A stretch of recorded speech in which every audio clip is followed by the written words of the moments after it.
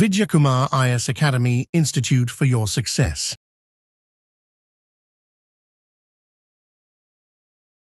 இன்றைய வகுப்புல நம்ம பார்க்க உள்ள தலைப்புல இருந்து கண்டிப்பாக வந்து பார்த்தீங்கன்னா இரண்டு கேள்விகள் நிச்சயம். காரணம் என்ன அப்படின்னா வந்து நம்ம அரசியலமைப்பின் முக்கிய கூறுகள் அப்படின்றது salient features of Indian constitution அப்படின்றது அதுல முக்கியமான அட்டவணைகள், விதிகள், அப்புறம் பாகங்கள் வந்து அப்புறம் இந்திய அரசியலமைப்போட சிறப்புகள் பத்தி நம்ம எல்லாமே இங்க படிக்க போறோம். அப்போ ஓவராலா இந்திய அரசியலமைப்பே நம்ம இங்க வந்து பார்த்து முடிக்க போறோமா அப்படின்னு கேட்டீங்கன்னா ஆமா அப்படின்னு சொல்லலாம். வந்து வாக்குரிமையில இருந்து இந்த இந்திய அரசியலமைப்பு திருத்தத்துல ஆரம்பிச்சு எல்லாமே வந்து பாத்தீங்கன்னா இதுல வந்து மொத்தமா பார்க்கக்கூடிய ஒரு ஏரியாவா இருக்கும். ஸோ அதனால இது வந்து நம்ம புக்லேயே வந்து பாத்தீங்கன்னா இல்லைன்னா நம்மளுடைய சிலபஸ்ல முக்கியமான டாபிக்கா இருக்கிறது எதுன்னா இதுதான்.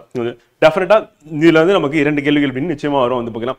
அதுக்கடுத்து நம்ம பார்க்க உள்ள தலைப்பு வந்து ஒன்றியம், மாநிலம் மற்றும் யூனியன் பிரதேசங்கள் அப்படின்றதும் அதே மாதிரி குடியுரிமை அப்படின்ற தலைப்பு பார்க்கலாம். ஏற்கனவே நேற்றைய வகுப்புல வந்து பாத்தீங்கன்னா நம்ம கான்ஸ்டிடியூஷன் ஆஃப் இந்தியா பிரியாம்பிள் அப்படின்னு பார்த்து முடிச்சாச்சு. நேற்றைய வகுப்புல இதெல்லாம் வந்து நேற்றே பார்த்து முடிச்சாச்சு. இன்னைக்கு பார்க்க இருக்கிறது இந்த 3, 4, 5 வந்து நம்ம பார்க்க இருக்கிறோம். ஸோ அப்படியே நம்ம சிலபஸ் தான் நம்ம என்ன பண்ணோம், புத்தகத்துல டிகோட் பண்ணி கம்பைல் பண்ணி கொடுத்துருக்கோம். ஸோ இது வந்து school text book plus Lakshmikant ரெண்டுமே கம்பைல் பண்ணி ஒரே இடத்துல கொடுத்துருக்கோம். நம்ம லட்சுமிகாந்த் எடுக்கும்போது நம்ம டிஎன்பிசி எக்ஸாமுக்கு தகுந்த மாதிரி அந்த ஸ்டாண்டர்ட்ல என்னென்ன தேவையோ அதை மட்டும் தான் நம்ம எடுத்து கொடுத்துருக்கோம் அப்படின்னு சொல்லி பார்க்குறோம் ஃப்ரெண்ட். சரி வாங்க படிக்கலாம். இது நம்ம குரூப் 1, குரூப் 2, குரூப் 4 மொத்தமாக சேர்த்து ஒரே புத்தகமா நம்ம போட்டிருக்கோம் ஃப்ரெண்ட். இப்போ salient features of the Indian constitution அப்படின்னு எடுக்கும்போது அரசியலமைப்பின் முக்கிய கூறுகள் அப்படின்னு எடுத்துக்கும்போது உலகின் வந்து அனைத்து எழுதப்பட்ட அரசியலமைப்பு மிக நீளமானது அப்படின்னு பார்க்குறோம். ஸோ ரிட்டன் கான்ஸ்டிடியூஷன்லேயே வந்து மிக நீளமான கான்ஸ்டிடியூஷன் யாருடையது அப்படின்னு கேட்டால் நம்மளுடைய கான்ஸ்டிடியூஷன் தான் அப்படின்னு பார்க்குறோம். ஸோ அதுக்கு காரணம் என்ன அப்படின்னு சொல்லிட்டு நம்ம பின்னாடி வந்து ஒரு 4 காரணிகள் கொடுத்துருக்கேன். அதுவும் வந்து எக்ஸாம்ல வந்து பார்த்தீங்கன்னா உங்களுக்கு கேள்வியாக கேட்கறதுக்கான வாய்ப்பு இருக்கு அப்படின்னு பார்க்குறோம். ஸோ அப்போ உலகின் அனைத்து எழுதப்பட்ட அரசியலமைப்பு மிக நீளமானது எதுன்னு கேட்டால் இந்தியா. அப்போ நீளமான அரசியலமைப்பு எதுப்பா அப்படின்னு கேட்டால் நம்ம இந்திய அரசியலமைப்பு. அதுக்கு காரணம் என்ன, ஒற்றை அரசியலமைப்பு, மாநிலத்துக்கு தனியாகவும் அதே வந்து மத்திய அரசுக்கு தனியாகவும் வந்து தனித்தனியா இல்லை.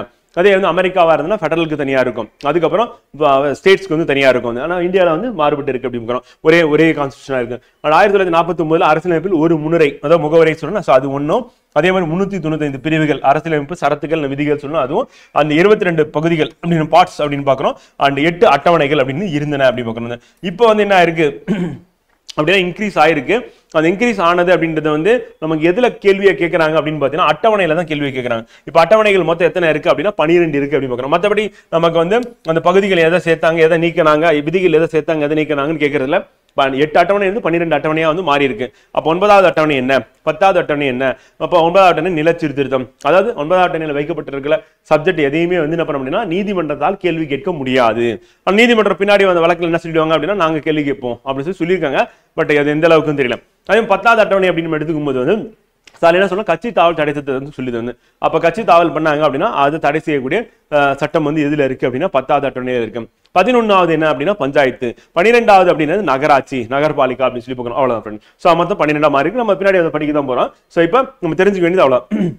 உலகில் வேறு எந்த அரசியலமைப்பில் இவ்வளவு சட்டங்கள் மற்றும் அட்டவணைகள் இல்லை. அந்த அரசியலமைப்பு சொல்றாங்க அப்படின்னா என்ன அப்படின்னு கேட்டீங்கன்னா ஃப்ரெண்ட், சிம்பிளா சொன்னா இப்ப அரசாங்கம் ஒரு சட்டம் ஏற்றுது. அந்த ஏற்ற உடனே அந்த சட்டம் வந்து நடைமுறைக்கு வருது. அப்படி நடைமுறைக்கு வந்த உடனே மக்கள் அதை ஃபாலோ பண்ணி ஆகணும் அப்படின்றத கட்டுப்பாடுங்க. இதை வந்து கான்ஸ்டிடியூஷன்லேயே மொத்தமா எழுதி வச்சிட்டாங்க வந்து. அப்ப ஆரம்பிக்கும் போது ஒவ்வொரு தடவையும் சட்டம் போட்டுட்டே இருக்க முடியாது.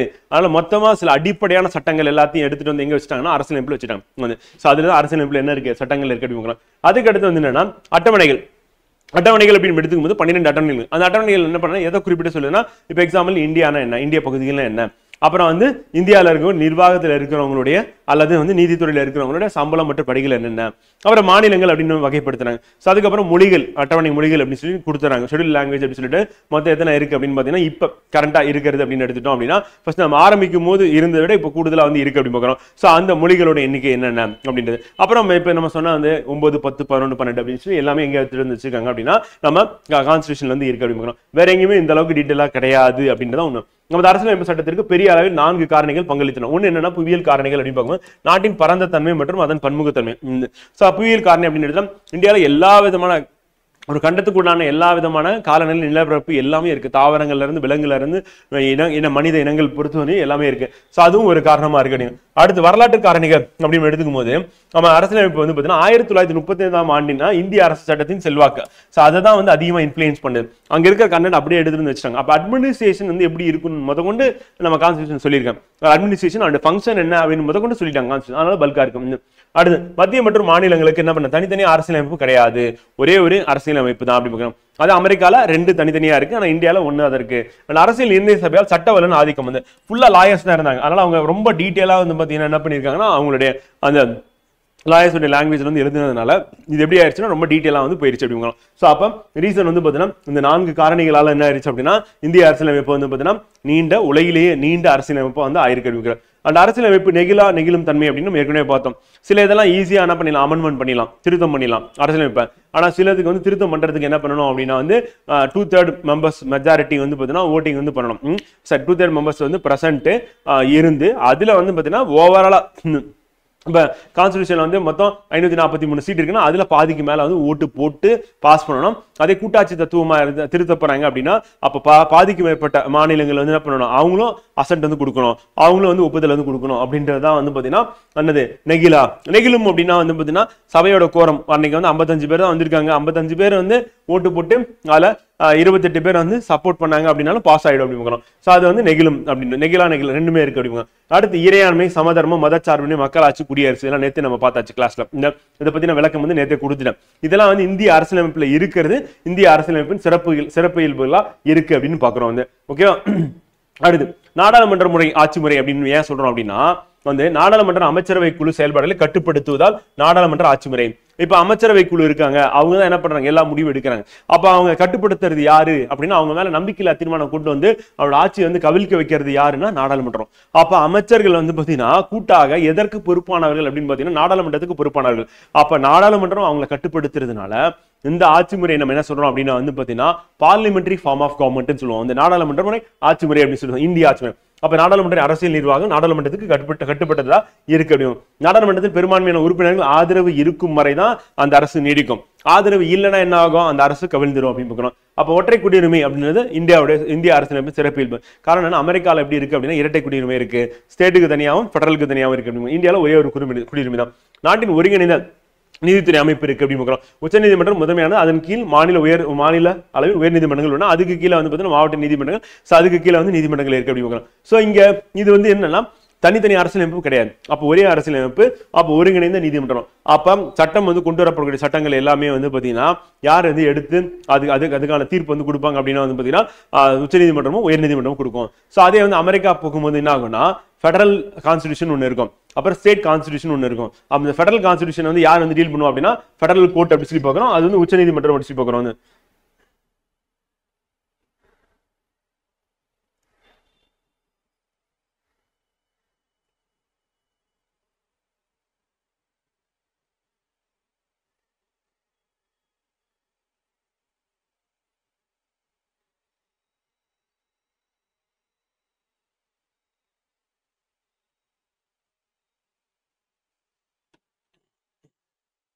ஓகே.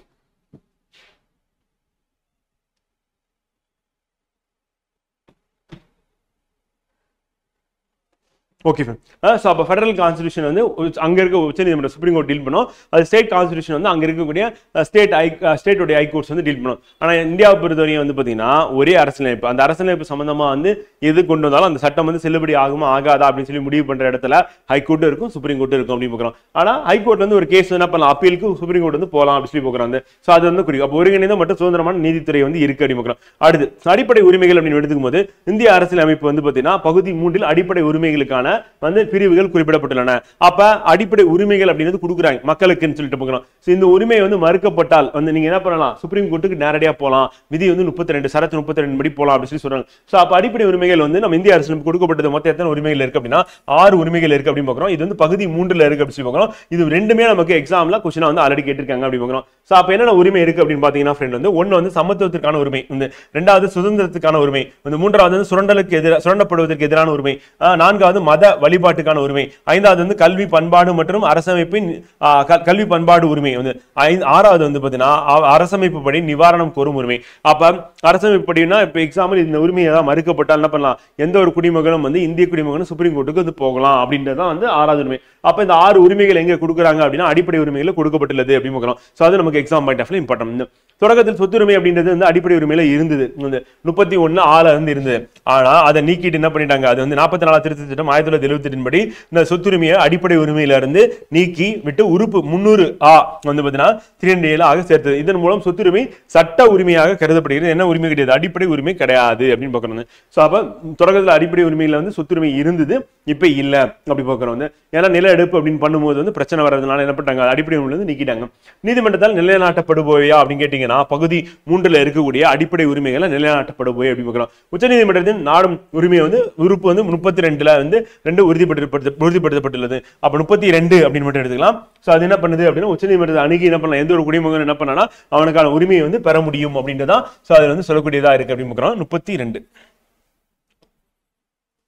ஓகே, அடுத்து வந்து கல்வி உரிமை அப்படின்னு பார்க்கும்போது இந்திய அரசியலமைப்பு திருத்தம் 86வது திருத்தம் 2002 படி இந்திய அரசியலமைப்பு உறுப்பு 21 ஆவில் வந்து 6 முதல் 14 வயதுக்குறையான அனைத்து சிறார்களுக்கும் இலவச கட்டாய கல்வி வழங்குவதை வந்து பார்த்தீங்கன்னா அடிப்படை உரிமையாக இணைத்துள்ளது அப்படிங்கிறோம். அப்ப சிறார் இலவச கட்டாய கல்வி சட்டம் வந்து 2009ல கொண்டு வராங்க. அப்படி கொண்டு வந்து உறுப்பு 21 ஆவின் கீழ் வழங்கப்படும் அடிப்படை உரிமைகளை நிறைவேற்றும் வண்ணம் நிறைவேற்றப்பட்டது அப்படிங்கிறோம். சோ அப்ப திருத்தம் கொண்டு வரது எப்ப அப்படின்னா வந்து பாத்தீங்கன்னா 86வது திருத்தம் 2002 படி 21 ஆவின் கீழே வந்து என்ன பண்றாங்கன்னா 6 முதல் 14 வயதுக்கு அனைத்து சிறார்களும் இலவச கட்டாய கல்வி வழங்கணும் அப்படின்னு அடிப்படை உரிமை வச்சாங்க. அதுக்கான சட்டம் எப்ப கொண்டு வராங்கன்னா 2009ல கொண்டு வராங்க அப்படின்னு. அடுத்து அடிப்படை கடமைகள் அப்படின்றது சொரன் சிங் கமிட்டியின் பரிந்துரையின் பேரில். அப்ப எந்த கமிட்டி பரிந்துரை பண்ணாங்க அடிப்படை கடமை, சொரன் சிங் வந்து 1976ஆம் ஆண்டில் 42வது அரசியலமைப்பு திருத்தம், இது மினி கான்ஸ்டிடியூஷன் சொல்லுவாங்க. அந்த அளவுக்கு வந்து இந்திய அரசியலமைப்பு திருத்தம் வந்து பண்ணாங்க முன்னாள் பிரதமர் வந்து இந்திரா காந்தி அவர்களின் பீரியட். அப்ப திருத்த சட்டத்தின் மூலம் உள்நாட்டு அவசர நிலை 1957 செயல்பாட்டின் போது இவை சேர்க்கப்பட்டன. அப்ப அடிப்படை கடமையான அடிப்படை உரிமைகள் கொடுக்கும்போது அடிப்படை கடமை மக்களுக்கு இருக்கணும்ல, அந்த அடிப்படை கடமைகள் என்னென்னு மக்கள் தெரிஞ்சுக்கணும். இது வந்து ரஷ்யன் மாடல் அப்படி சொல்லலாம், ரஷ்யால இருக்கு அடிப்படை கடமை. சோ அதன் அடிப்படையில கொண்டு வந்து சேர்த்தாங்க அப்படி சொல்லி கான்ஸ்டிடியூஷன் 51A பகுதி 4A இருக்கு அப்படின்னு பார்க்கிறோம். அரசு நெறி கோட்பாடு வந்து பகுதி 4, பகுதி 4A வந்து அடிப்படை கடமையில இருக்கு. அது விதி என்ன அப்படின்னா 51A அப்படி பார்க்கிறோம். அப்ப அரசியலமைப்பின் பகுதி 4A பிரிவு அல்லது விதி வந்து பாத்தீங்கன்னா 51A கீழ் வந்து பாத்தீங்கன்னா இந்த அடிப்படை கடமைகள் சேர்க்கப்பட்டுள்ளது. தற்போது மொத்தம் எத்தனை அடிப்படை கடமைகள் இருக்குன்னா 11 கடமைகள் இருக்கு அப்படி சொல்லி பார்க்கிறோம். சோ அது நமக்கு தேர்வு நோக்கில இம்பார்ட்டன்ட் இருக்கும். இதெல்லாம் நம்ம இந்திய அரசியலமைப்பின் சிறப்பியல்புகளா இருக்கும். கூட்டாட்சி அல்லது ஒற்றையாட்சியா அப்படின்னு பார்க்கும்போது இந்தியா சிதைக்க முடியாத, அதாவது உடைக்க முடியாத ஒன்றியமும் மத்திய அரசும் வந்து அதே வந்து சிதைக்கத்தக்க உடைக்கக்கூடிய மாநிலங்களும் கொண்ட ஆட்சி முறையாக முடியும். அப்ப இந்தியா என்ன பண்ணோம்னா சிதைக்க முடியாத ஒன்றியத்தையும் சிதைக்கக்கூடிய வந்து மாநிலம். அப்ப என்ன பண்ண மாநிலங்கள் எப்படி வேணாலும் வந்து உடைக்கலாம், பிரிக்கலாம். யாருக்கு அதிகாரம் இருக்குன்னா பார்லிமெண்ட்டுக்கு அதிகாரம் இருக்கு. இப்ப உதாரணத்துக்கு வந்து ஜம்மு காஷ்மீர் அப்படின்ற மாநிலத்தை என்ன பண்ணாங்க, ஜம்மு காஷ்மீர் லடாக்னு சொல்லி 2 யூனியன் பிரதேசமா மாத்திட்டாங்க அப்படி பார்க்கலாம். அதே மாதிரி ஆந்திர பிரதேசம் அப்படின்றது என்ன பண்ணாங்க, Telangana Andhra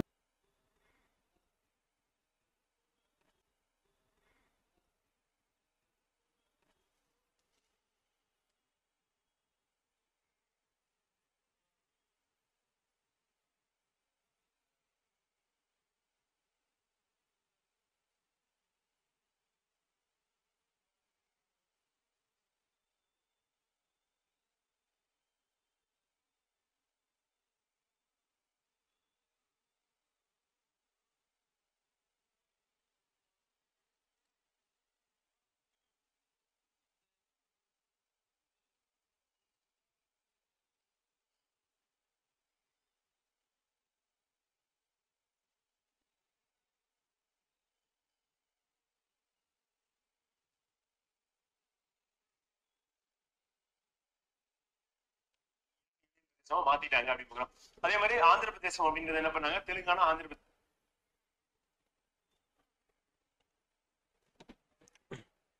okay friend, disconnect ஆயிடுச்சு.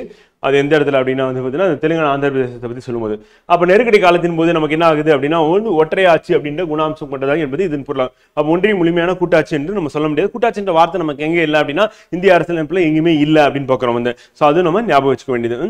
அதுக்கடுத்து அரசு நெறியுறுத்தும் கோட்பாடுகள். டாக்டர் பி ஆர் அம்பேத்கர் என்ன சொல்றாருன்னா இது வந்து பகுதி 4ல் இருக்கு அப்படின்னு பார்க்குறோம் அரசு நெறியுறுத்தும் கோட்பாடுகள். ஸோ நெறியுறுத்தும் கோட்பாடுகள் இந்திய அரசியலமைப்பின் ஒரு புதுமையான சிறப்பம்சம் சொல்றாரு. அப்போ யார் சொன்னா அப்படின்னு சொல்லி கேட்டாங்க அப்படின்னா நம்ம கரெக்டாக ஆன்சர் பண்ணணும். ஸோ பி ஆர் அம்பேத்கர் அவர் சொல்லும்போது வந்து பார்த்தீங்கன்னா direct principle of state policy unique provision of the Indian constitution அப்படி சொல்லி சொல்றாரு. அவை அரசியலமைப்பின் 4ஆம் பகுதியில் பட்டியலிடப்பட்டுள்ளன. அவைகள் இந்தியாவின் நல அரசை வந்து நிறுவ முயல்கின்றன.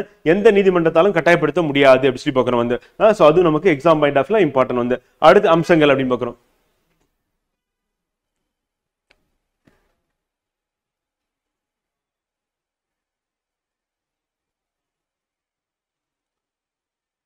ஓகே பார்த்துட்டோம். செக் பண்ணிட்டு இருப்பினும் கேசவானந்த பாரதி கேஸில் வந்து பார்த்தீங்கன்னா வழக்கில் 1973 உச்சநீதிமன்றத்தில் 368 பிரிவின் கீழ் வந்து பாராளுமன்றத்தின் அரசியலமைப்பு அதிகாரம் அரசியலமைப்பின் அடிப்படை கட்டமைப்பை மாற்ற முடியாதுன்னு சொல்லிடுவாங்க. ஸோ அப்ப என்ன பண்றாங்கன்னா அரசியலமைப்பை எது வேணாலும் திருத்தலாம், ஆனா என்ன பண்ண முடியும், அடிப்படை கட்டமைப்பை மாற்றவே முடியாது அப்படின்னு சொல்லிட்டாங்க வந்து பார்த்தீங்கன்னா. ஸோ பேசிக் ஸ்ட்ரக்சர் அப்படின்றத வந்து என்ன பண்ண முடியாது, 368 கீழே திருத்த முடியாது அப்படின்னு சொல்லிட்டு கேசவானந்த பாரதி கேஸ்ல வந்து சொன்னாங்க. எந்த கேஸ்ல சொன்னாங்க அப்படின்றது நமக்கு important exam point of Kesavananda Bharati case 1973 அப்படின்னு பார்க்கணும். உச்சநீதிமன்ற தீர்ப்பு அப்படின்னு பார்க்கணும், அடிப்படை கட்டமைப்பை மாற்ற முடியாதுங்க. அரசியலமைப்பின் கட்டமைப்பு பகுதியானது 1935 ஆண்டின் இந்திய அரசாங்க சட்டத்திலிருந்து பெறப்பட்டது. அப்ப அரசியலமைப்பின் கட்டமைப்பு பகுதி அப்படின்னு எங்க இருந்து வந்துச்சுன்னா இந்திய அரசியலமைப்பு கட்டமைப்பு வந்து 1935 ஆண்டு சட்டம் பெரும்பாலும் அங்கிருந்து நம்ம எடுத்துக்கிறோம். சோ அதனால நிர்வாகம் தொடர்புடையது அங்கிருந்து நம்ம எடுத்துக்கிறோம். அதனால இந்தியன் கான்ஸ்டிடியூஷன் பல்கியா ஆனது காரணம் என்ன அப்படின்னா 1935 சட்டம் படிக்கிறோம். அதே மாதிரி அரசியலமைப்பின் தத்துவ பகுதி அப்படின்னு அடிப்படை உரிமைகள் மாநில கொள்கையின் வழிகாட்டுதல் கோட்பாடுகள், அது அரசு நெறிசை கோட்பாடுல அந்த டைரக்ட் பிரின்சிபல் ஆஃப் ஸ்டேட் பாலிசிஸ்னா அதுவும். அப்ப பகுதி 3ல இருக்கிறதும் அதே மாதிரி பகுதி 4ல இருக்கிறதும் வந்து பாத்தீங்கன்னா என்ன ஆகுது அப்படின்னா நம்ம தத்துவ பகுதியா இருக்கு அப்படிங்கிறோம். அப்ப part 3 and part 4 of the constitution அப்படின்றது நமக்கு என்னது தத்துவ பகுதியா இருக்கு. இது எங்க இருந்து எடுத்தாங்க அப்படின்னா அடிப்படை உரிமைகள் அப்படின்றது அமெரிக்கா வந்து, இந்த 3 அப்படின்றது வந்து அமெரிக்கா வந்து, அது அரசு நெறிசை கோட்பாடு அப்படின்றது எங்க இருந்து எடுத்தாங்கன்னா அயர்லாந்துல இருந்து எடுத்தாங்க அப்படின்னு. சோ ரெண்டுமே நமக்கு இம்பார்ட்டன்ட். அப்ப எந்த சோர்ஸ்ல இருந்து வந்துச்சு அப்படின்றது இம்பார்ட்டன்ட். அதே மாதிரி தத்துவ பகுதி எங்க இருக்குன்னு கேட்பாங்க அரசியலமைப்புல. கேட்டாங்கன்னா பகுதி 3ல அடிப்படை உரிமையில இருக்கு, பகுதி 4ல அரசு நெறிசை கோட்பாடுல இருக்கு. அரசியலமைப்பின் அரசியல் பகுதி அமைச்சரவை அரசாங்கத்தின் கொள்கை மற்றும் நிறைவேற்றும் அதிகாரம் மற்றும் சட்டமன்றத்துக்கு இடையிலான உறவுகள் அப்படின்றது பெரும்பாலும் வந்து பிரிட்டிஷ் அரசியலமைப்பு வந்து பெறப்பட்டது.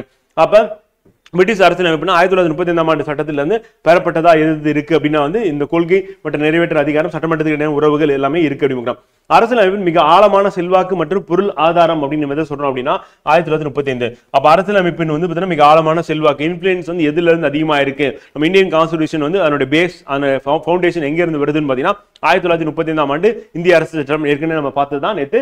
அங்க இருந்து வருதுன்னு கூட்டாட்சி திட்டம், நீதித்துறை, ஆளுநர்கள், அவசர கால அதிகாரங்கள், பொது சேவை ஆணையங்கள், பெரும்பாலான நிர்வாக விவகாரங்கள் எல்லாமே வந்து எங்க இருந்து பெறப்பட்டதுன்னா 1935 ஆண்டு சட்டத்துல இருந்து பெறப்பட்டது அப்படின்னு.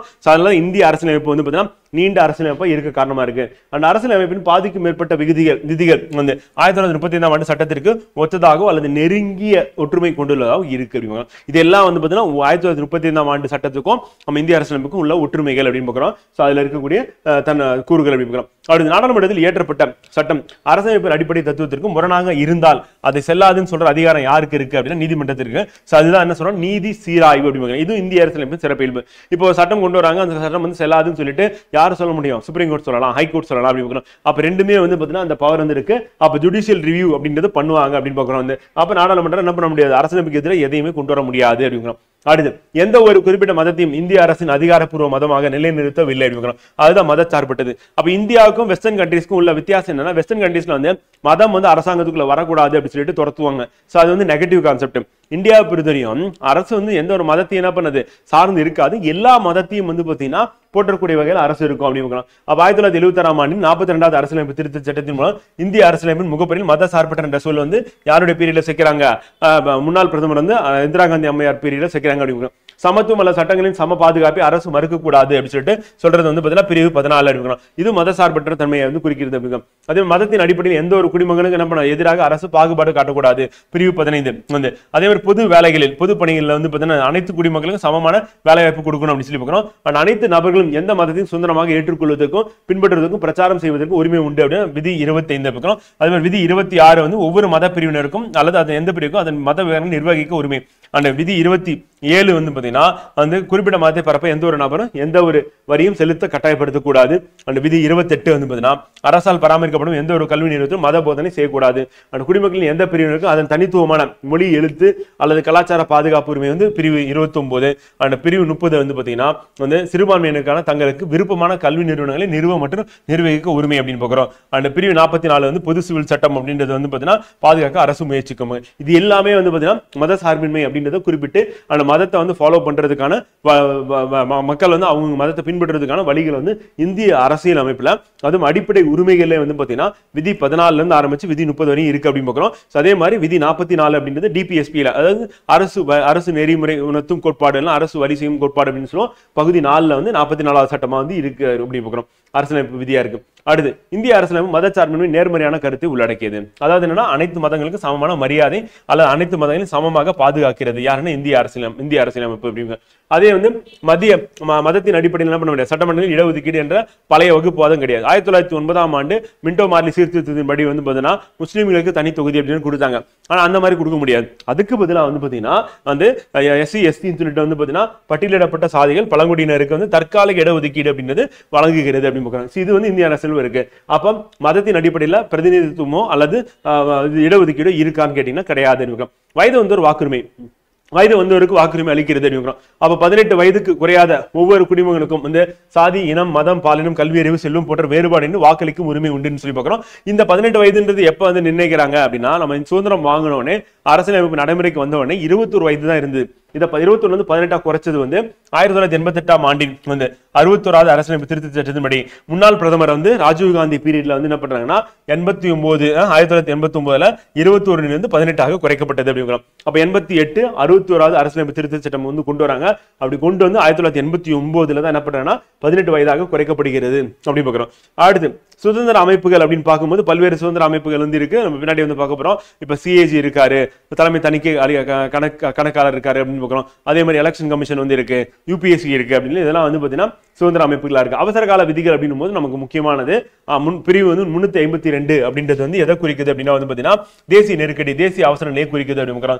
சோ அப்ப போர் அல்லது வெளிப்புற ஆக்கிரமிப்பு அல்லது ஆயுதம் ஏந்திய கிளர்ச்சியின் அடிப்படையில், அப்ப போர் வெளிப்புற ஆக்கிரமிப்பு இருக்கணும் அல்லது ஆயுதம் ஏந்திய கிளர்ச்சி உள்நாட்டு கிளர்ச்சி வந்து இருக்கணும். இன்டர்னல் ரிபெலியன் வித் ஆர்மடு ரிபெலியனா வந்து மாத்திடுவாங்க.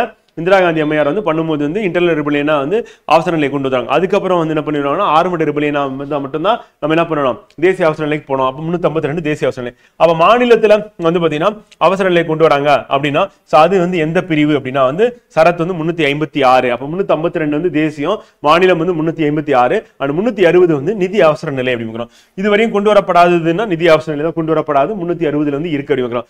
இது அரசியலமைப்பின் முறையான திருத்தம் இல்லாமல் கூட்டாட்சி கட்டமைப்பை ஒரு ஒற்றையாட்சியாக மாற்றுகிறது. அப்ப அரசியலமைப்பு திருத்த வேண்டியதில்லை, டைரக்டா பிரசிடென்ட் ஆர்டர்ல என்ன பண்ணிடலாம் அப்படின்னா வந்து பாத்தீங்கன்னா நம்ம கூட்டாட்சி ஒற்றையாட்சியை மாத்திர முடியும். 352 356 360 அப்படி பார்க்கிறோம். சோ அந்த விதி வந்து ஞாபகம் வச்சுக்கோங்க. மேட்ச் த ஃபாலோயிங்ல இருந்து கேட்டுருவாங்க. தேசிய அவசர நிலை 352, மாநில அவசர நிலை 356, நிதி அவசர நிலை அப்படின்னா 360 அப்படி பார்க்கிறோம். அது இம்பார்ட்டன்ட் ஃப்ரெண்ட். அடுத்து 73 மற்றும் 74 அரசியலமைப்பு திருத்த சட்டங்கள் வந்து 1992 படி வந்து உலகின் வேறு எந்த அரசியலமைப்பும் இல்லாத 3ஆம் நிலை அரசாங்கத்தை வந்து பாத்தீங்கன்னா உள்ளாட்சி அமைப்பை சேர்த்துள்ளன.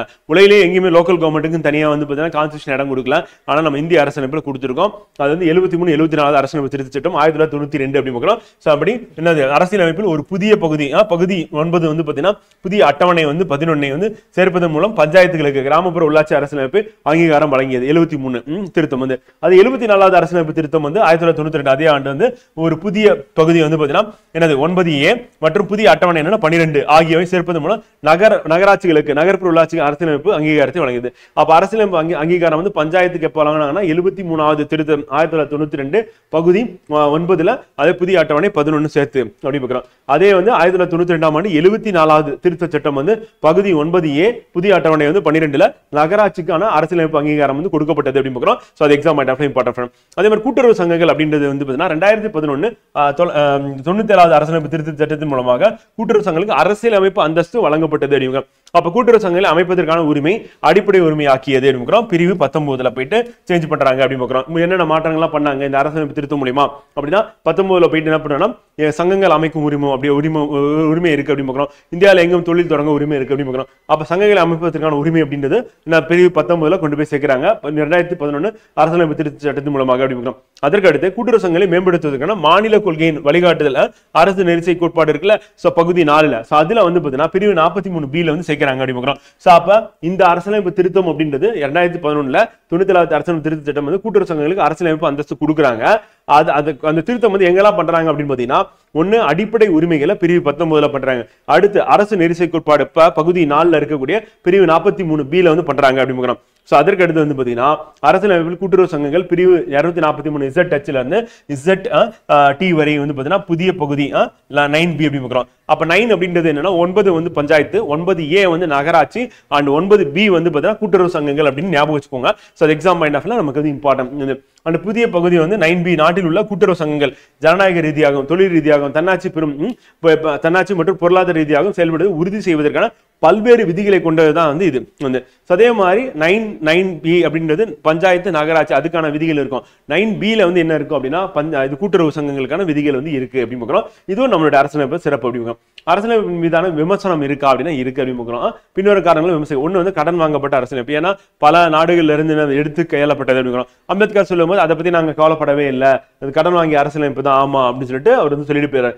ஏன்னா நாங்க ரிஸ்க் எடுக்க விரும்பலன்னு சொல்லி சொல்றாரு. 1935ஆம் ஆண்டு சட்டத்தின் கார்பன் நகல், ஏன்னா பெரும்பகுதி அங்கிருந்து நம்ம எடுத்தனால அதை அப்படியே காப்பி பண்ணிட்டாங்க அப்படின்னு சொன்னாங்க. அவர் இந்திய அரசாங்க சட்டத்தில் நேரடியாக பெறப்பட்டது, உண்மையில் அதன் பல விதிகள் கிட்டத்தட்ட ஒரே நடையில் நகல் எடுக்கப்படுகின்றன என்று கூறினார். மிகப்பெரியது அப்படின்னு பார்க்குறோம், அதுவும் கிரிட்டிசைஸ் பண்றாங்க, இவ்வளவு பெருசு தேவையா அப்படின்னு. அப்புறம் வழக்கறிஞர் சொர்க்கம் அப்படின்னு சொல்லி பார்க்குறோம், ஏன்னா வழக்கறிஞர் ஒன்னா சேர்ந்து என்ன பண்ணாங்க கான்ஸ்டியூஷனை உருவாக்கி இருக்காங்க அப்படின்றலாம் விமர்சனமா வைக்கப்படுகிறது அப்படின்னு பார்க்குறோம். And parts of the constitution of India அப்படின்னு பார்க்கும்போது பகுதிகள் என்னென்ன அப்படின்றது நம்ம கண்டிப்பா படிக்கணும். இது நம்ம தேர்வு நோக்கில் வந்து ஈஸியா ஆன்சர் பண்றதுக்கு வசதியா இருக்கும். இப்போ உதாரணத்துக்கு வந்து ஒன்றியம் அதன் பிரதேசம் அப்படின்னு விதி சரத்து வந்து பாத்தீங்கன்னா 1 முதல் 4 வரை அடிமுக்கிறோம். ஸோ அப்போ வந்து 1 முதல் 4 வரை எதை பத்தி பேசணும், இந்தியா மற்றும் அந்த பிரதேசம். குடியுரிமை அப்படின்றது பகுதி 2ல வந்து இருக்கு, அது வந்து 5 முதல் 11 வரை அடிமுக்கிறோம். அடுத்து பகுதி 3 முக்கியமானது, வெரி வெரி இம்பார்ட்டன், வந்து அடிப்படை உரிமைகள் இருக்கு, 12ல இருந்து 35வது விதி வரை இருக்கு அப்படின்னு பார்க்கிறோம். அடுத்து அரசு நெறி செயற்பாடு பகுதி 4 இருக்கு, இது ரொம்ப முக்கியமானது. இது வந்து பாத்தீங்கன்னா 36ல இருந்து 51. அடிப்படை கடமைகள் அப்படின்றதும் முக்கியமானது, பகுதி 4A 51A வந்து இருக்கு அப்படி பார்க்கிறோம். அடுத்து மத்திய அரசு அப்படின்னு எடுத்துக்கும் போது 52ல இருந்து 151 வரையும் மத்திய அரசு பத்தி தான் சொல்லுது. அப்ப மத்திய அரசு அப்படின்னும் போது 52ல இருந்து நமக்கு 151 வரையும். இப்ப பாத்தீங்கன்னா 52ல இருந்து 151 அப்படின்னும் போது அது அந்த விதிகள் வந்து அப்படியே எங்க வரும் அப்படின்னா வந்து 89 வந்து அதோட கூட்டினீங்க அப்படின்னா மாநில அரசுக்கு வந்துடும். அப்ப மாநில அரசு அப்படின்னு எடுக்கும்போது வந்து பாத்தீங்கன்னா 152ல ஆரம்பிக்குது, அங்க 52. ஸோ ஓகே சார், ஃபர்ஸ்ட் வந்து பார்த்துருந்தோம் நிர்வாகம் அப்படின்னு எடுத்துட்டா 52ல இருந்து 78 வரை நிர்வாகம் வந்து குறிக்கிறது வந்து. அதாவது இந்த மத்திய அரசை நம்ம பிரிக்கும் போது எப்படி பிரிக்கணும், ஃபர்ஸ்ட் நிர்வாகம் அப்படின்னு பிரிக்கும் போது 52ல இருந்து 78 அடிக்கிறோம். பாராளுமன்றம் அப்படின்னா 79ல இருந்து 122. ஜனாதிபதினா குடியரசுத் தலைவர் சட்டமேற்றும் அதிகாரம் அப்படின்னு 123. ஸோ வெரி வெரி இம்பார்ட்டன்ட், இது வந்து கேட்கறதுக்கான வாய்ப்பு இருக்கு. ஸோ அந்த பகுதி 5 அப்படின்றது வந்து பார்த்தீங்கன்னா மத்திய அரசு, அதுல ஜனாதிபதியின் குடியரசுத் தலைவர் சட்டமேற்றும் அதிகாரம் 123 ஆர்டினன்ஸ் அப்படின்னு சொல்லி சொல்லல. ஸோ அது வந்து அடுத்து நீதித்துறை அப்படின்னும் போது உச்சநீதிமன்றம் சொல்லுவோம், சுப்ரீம் கோர்ட் சொல்லுவோம். சுப்ரீம் கோர்ட்டோட இது வந்து எங்க இருக்குன்னா 124ல இருந்து 147 அப்படின்னு. அடுத்து CAG வந்து அவரை பத்தின இது வந்து பாத்தீங்கன்னா அவருடைய ஆர்டிகல் 148ல இருந்து 151.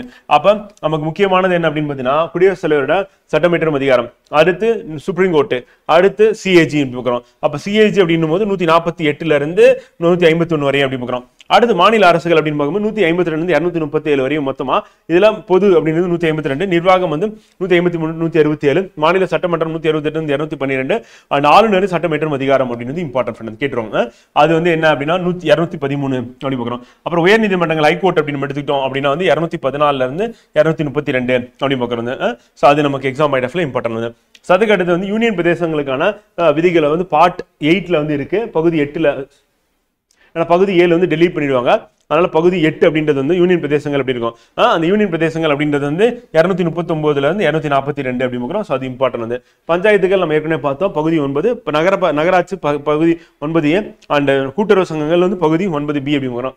அப்ப பஞ்சாயத்துகள் வந்து 243 இருந்து 249 வந்து 243Pல இருந்து 243ZG வந்து பாத்தீங்கன்னா நகராட்சி, அண்ட் 243ZHல இருந்து 243ZT வரையும் வந்து கூட்டுறவு சங்கங்கள் அப்படின்னு பார்க்கிறோம்.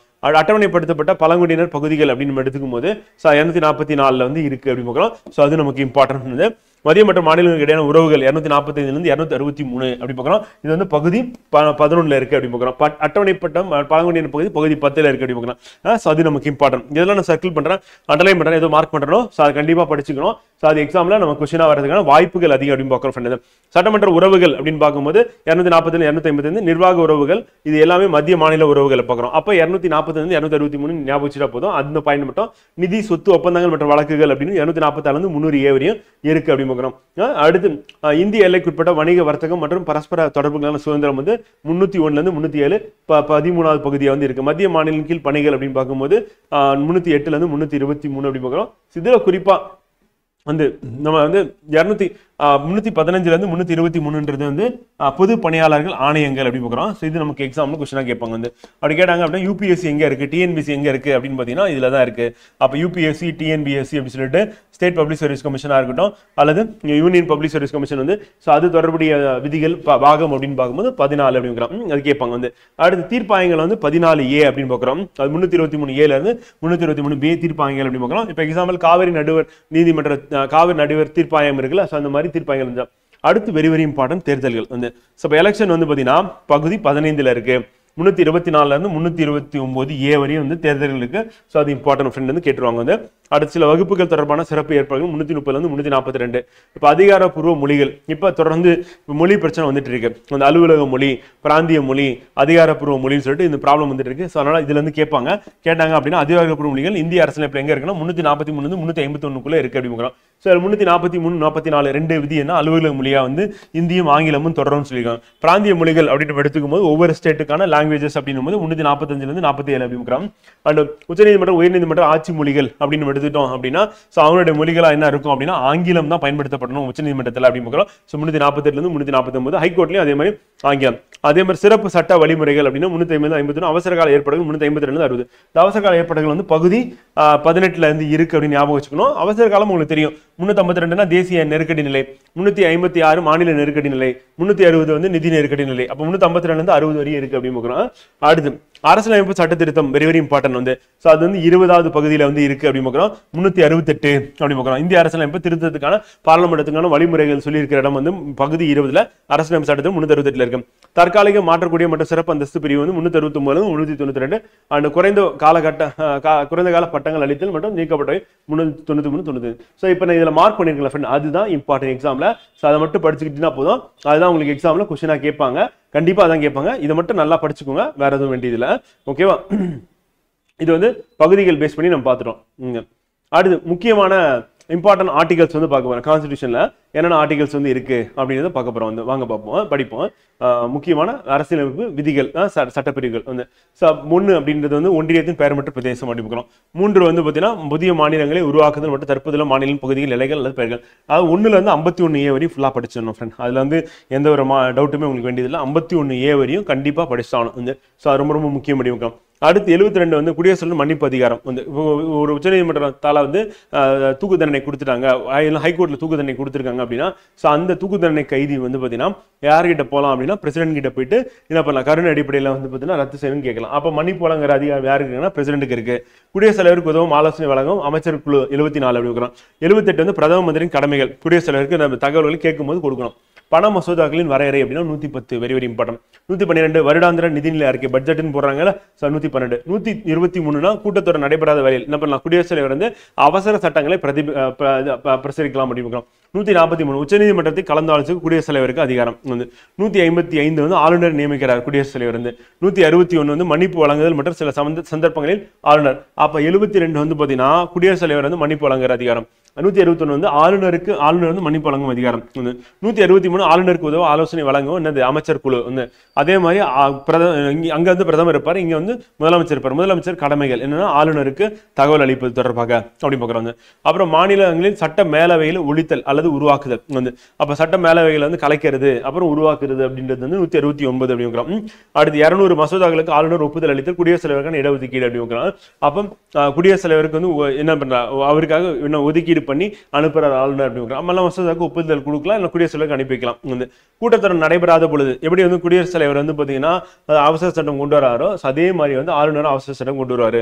இப்ப ஆளுநர் குடியரசு கூட்டத்தொடர் நடைபெறாத போது 123 கீழே குடியரசுத் தலைவர் அவசர சட்டம் கொண்டு வராரு. அதே மாதிரி ஆளுநரும் 213 வந்து பாத்தீங்கன்னா மாநில சட்டமன்றத்தில் கூட்டத்தொடர் நடைபெறாத போது அவசர சட்டங்களை ஆளுநர் கொண்டு வரலாம். ரெண்டுக்குள்ள டிஃபரன்ஸ் வந்து 90 ஆர்டிகல்ஸ் வந்து இருக்கும். 19 போகும், 100க்கு மேல போச்சுன்னா வந்து.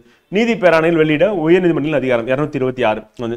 அப்ப நீதி பேராணை அப்படின்றது வெளியிடறதுக்கு உயர்நீதிமன்றத்துக்கான அதிகாரம் 226.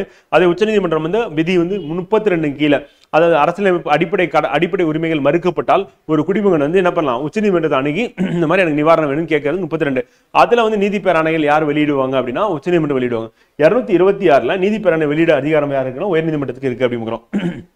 அடுத்து டெல்லிக்கான சிறப்பு ஏற்பாடுகள் வந்து 239 ஏஏ வந்து. ஸோ அது நமக்கு எக்ஸாம் பாயிண்ட் ஆஃப்ல இம்பார்ட்டன் அப்படி பார்க்குறோம் வந்து. அடுத்து தேசிய நலன் கருதி மானிய பட்டியலில் உள்ள ஒரு அதிகாரத்தை பற்றி சட்டம் இயற்றும் அதிகாரம் யாரும் நாடாளுமன்றம். அப்போ மாநில பட்டியலில் இருக்கிறத எடுத்துக்கிற அதிகாரம் வந்து நாடாளுமன்றத்துக்கு எதில் கொடுக்குறாங்க? 249 கொடுக்குறாங்க. இந்த மாநிலங்களுக்கு இடையான ஆறுகள் அல்லது நதிகள் பல 2 6 ஆறுனா ரிவர்னு சொல்லுவோமா, 6 அப்படின்ற நம்பர் வந்து நம்ம 6 சொல்லுவோம் ரிவர்னு குறிக்கும். அப்போ 2 மாநிலங்கள் அப்படின்னா 2 2 நடுவில் 6 இருக்கு. 262 மாநிலங்களுக்கு இடையான ஆறுகள் அல்லது நதி பள்ளத்தாக்கில் நீதி தொடர்பான சர்ச்சைகளை தீர்ப்பது. 263 வந்து பார்த்தீங்கன்னா மாநிலங்களுக்கு இடையான கவுன்சில் தொடர்பான விதிகள் வந்து. 265 சட்ட அதிகாரத்தை தவிர வரி விதிக்கப்படக்கூடாது. மாநிலங்களுக்கு மத்திய அரசு வந்து கிடைக்கும் மானியங்கள். 275 நிதி ஆணையம் வரி இம்பார்ட்டன். 262 அப்புறம் 280 தான் வந்து நிதி ஆணையம் வந்து 280 கேட்பாங்க கொஸ்டினா வரி. 300 ஏ அப்படின்னு சொத்து உரிமை அப்படின்னு நம்ம அடிப்படை உரிமை வந்து மாத்திட்டு சட்டப்பூர்வ உரிமையை மாத்திட்டாங்க அப்படின்னு நம்ம பார்த்தோம்ல. ஸோ அதை 300 ஏ அப்படின்னு பார்க்குறோம் வந்து. அடுத்து வந்து பார்த்தீங்கன்னா 312 அகில இந்திய பணிகள் அல்லது சேவைகள் வந்து IAS IPS இருக்குல்ல, அதான் 312. 315 மத்திய மாநில அரசுக்கான பொதுப்பணி தேர்வாணையம் அப்படி பார்க்குறோம். TNPSC UPSC அப்படிங்கிறது இங்கே தான் வரும் அப்படி பார்க்குறோம். ஸோ அதை நம்ம ஞாபகம் வச்சுக்கணும். ஸோ UPSC TNPSC அதே மாதிரி பப்ளிக் சர்வீஸ் கமிஷன் மற்ற ஸ்டேட்டில் இருக்கிறதும் 315 வந்துடும். பொது பணியாளர் தேர்வாணையத்தின் செயல்பாடு 320 வரும். நிர்வாக தீர்ப்பாயங்கள் வந்து 323 அப்படி பார்க்குறோம் வந்து. 324 தேர்தல் மேற்பார்வை கட்டுப்பாடு ஆணையத்தின் ஒப்படைக்கப்பட வேண்டும் வந்து அது வரும். அடுத்து வந்து மக்களவையில் பட்டியல் சாதனை பழங்குடியினருக்கான இடஒதுக்கீடு வந்து 330 கீழே வருது அப்படிங்கிறோம். பணிகள் மற்றும் பதவிகளுக்கு பட்டியல் சாதனை மற்றும் பழங்குடியினர் உரிமைகள் வந்து 335. அப்போ மக்களவை அப்படின்னும் போது 330, பணிகள்லையும் SC STக்கான ரிசர்வேஷன் இருந்துச்சுன்னா 335 அடிவாங்க. அவசர நிலை பிரகடனம் 352 பார்த்தாச்சு. மாநிலத்தில் 356. நிதி நெருக்கடி 360 பார்த்தாச்சு. இந்த அடுத்து மத்திய அரசால் கொடுக்கப்பட்ட வழிகாட்டுதல் மாநிலங்கள் இணங்க தவறுதல் அப்படின்னு குடியரசு ஆட்சி கொண்டு வரலாமா கொண்டு வரலாம் 365 கீழே அப்படிங்கிறோம். அப்போ மத்திய அரசு சொல்றதை கேட்கல அப்படின்னா 365 கீழையும். அதே மாதிரி வந்து பார்த்தீங்கன்னா இப்போ எந்த மாநிலத்திலும் அரசியல் சாசன அமைப்பு முறை பால்படுத்தப்பட்டால் வந்து அப்போ அரசியலமைப்பு படி செயல்படலை அப்படின்னா அப்பயும் வந்து கொண்டு வரலாம். மத்திய அரசு சொல்ற பேச்சு கேட்கல அப்படின்னா 365. அரசியலமைப்பு கண்ட்ரோல்ல இல்ல, சட்ட ஒழுங்கு கண்ட்ரோல்ல இல்லை அப்படின்னா 356 வந்து. அடுத்து 368 அரசியலமைப்பு அதற்கான நடைமுறை திருத்துவதற்கு பாராளுமன்றம். அப்போ திருத்தம் கொண்டு வரது பாராளுமன்றத்துக்கான அதிகாரம் 368 அப்படி பார்க்குறோம். 370 ஜம்மு காஷ்மீர் வந்து மாநில தொடர்பான தற்கால விதிகள் இருந்து அதை வந்து நீக்கிட்டாங்க அப்படி பார்க்குறோம். இப்போ அபாலிஷ் பண்ணிட்டாங்க அப்படி பார்க்குறோம். ஸோ அதுதான் அங்கே இருக்கு 370 வந்து. ஸோ அதுக்கு அடுத்து நம்ம பார்க்க போகிறது ஷெட்யூல் ஆஃப் த கான்ஸ்டிடியூஷன். அட்டவணைகள் மொத்தம் 12 இருக்குல்ல, அந்த 12 அட்டவணைகள் நம்ம இப்போ பார்க்க போகிறோம். அரசியலமைப்பு அட்டவணைகள் அப்படின்னு பார்க்கும். முதல் அட்டவணை என்னப்பா பேசுது அப்படின்னா ஒன்றியம் அதன் பிரதேசங்கள் அப்புறம் மாநிலங்களோட பெயர் வந்து அப்புறம் பிராந்தியம் அதிகார வரம்பு அப்படின்றது பட்டியலிட்டு சொல்லுது. அது வந்து விதி 1.4 சம்மந்தப்பட்டது என்னன்னா முதல் அட்டவணையில இருக்கு. ஒன்றிய பிரதேசங்களை பத்தி சொல்றது 1.4 வந்து.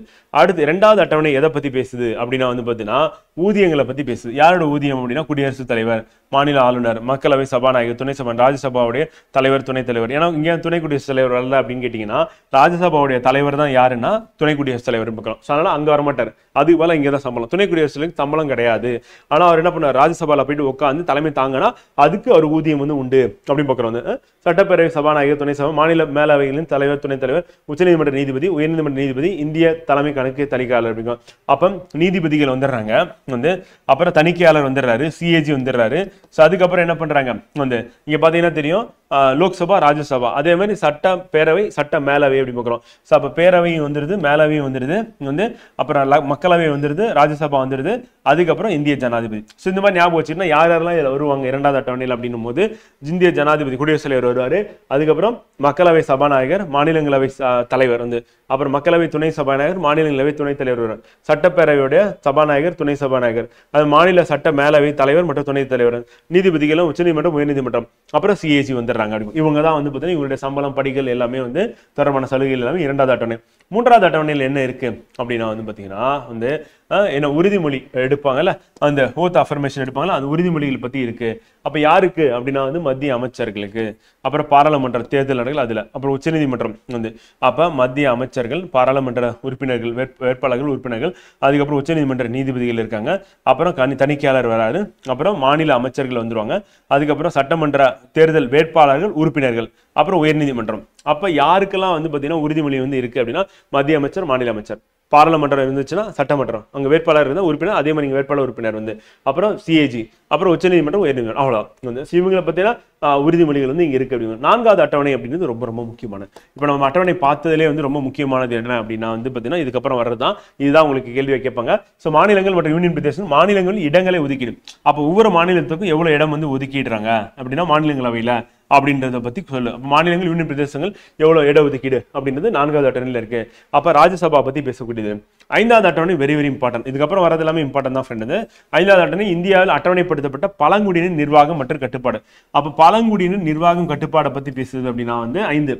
6ல மாநிலத்தை சொல்லிடுவாங்க. அப்ப 6வது அட்டவணையில என்ன பண்ண மாநிலம், எந்தெந்த மாநிலங்கள்ல என்ன பண்ண பழங்குடியினர் இருக்காங்க அவங்களுடைய நிர்வாகம். அப்ப அஸ்ஸாம், மேகாலயா, திரிபுரா, மிசோரம். அப்ப அஸ்ஸாமும் மேகாலயாவும் பாத்தீங்கன்னா தெரியும் ஒன்னோட தொடர்புல இருக்கும். இது மற்ற நாடுகளோட தொடர்புல இருக்கக்கூடிய திரிபுரா, மிசோரம் அப்படின்றது கீழே இருக்கும், கடைசியா இருக்கும். அப்ப மேல அஸ்ஸாம், மேகாலயா, கீழே திரிபுரா, மிசோரம். அப்ப அஸ்ஸாம், மேகாலயா, திரிபுரா, மிசோரம் அப்படின்னு AMTM அப்படின்னு கூட ஞாபகம் வச்சுக்கலாம். ஞாபகம் வச்சுட்டாலும் ஓகே தான். ஃபர்ஸ்ட் அஸ்ஸாம் வரும், அடுத்து மேகாலயா வரும் பக்கத்துல, திரிபுரா, மிசோரம் அப்படின்னு பார்க்குறோம். ஸோ அப்படியும் போட்டுக்கலாம். இல்லைன்னா நீங்க வேற ஏதாவது ஷார்ட் ஃபார்ம் கூட நீங்க போட்டுக்கலாம். ஆனா மாத்தி என்ன பண்ணிட கூடாது, மணிப்பூர்னு சொல்லி நினைச்ச கூடாது. மேகாலயா இருக்கு, மிசோரம் இருக்கு அப்படின்னு பார்க்குறோம். ஸோ அப்போ அஸ்ஸாம், மேகாலயா, திரிபுரா, மிசோரம் அப்படின்னு பார்க்குறோம். சாமே தீமி அப்படின்னு ஞாபகம் வச்சுக்கலாம். மே தீமி அப்படின்னு கூட ஞாபகம் வச்சுக்கோங்க ஷார்ட்கட்ல. 7வது அட்டவணை அப்படின்னு பார்க்கும்போது பாத்தீங்கன்னா மாநிலங்களுக்கிடையே அதிகாரத்தை பிரிக்கும் 3 பட்டியல்களை கொண்டுள்ளது. என்னென்ன அப்படின்னா பாத்தீங்கன்னா மத்திய பட்டியல், மாநில பட்டியல், பொது பட்டியல் சொல்லிட்டு பார்க்குறோம். அப்ப மத்திய பட்டியல், மாநில பட்டியல், பொது பட்டியல் சொல்லி பிரிச்சிருக்காங்க. தற்போது எவ்வளவு இருக்குன்னா 98 இருக்கு. ஃபர்ஸ்ட் எவ்வளவு இருந்தா 97 இருந்து 1 கூடி இருக்கு. மாநில பட்டியல் அப்படின்னும் போது 66 குறைஞ்சிருச்சு, 59 ஆயிருச்சு.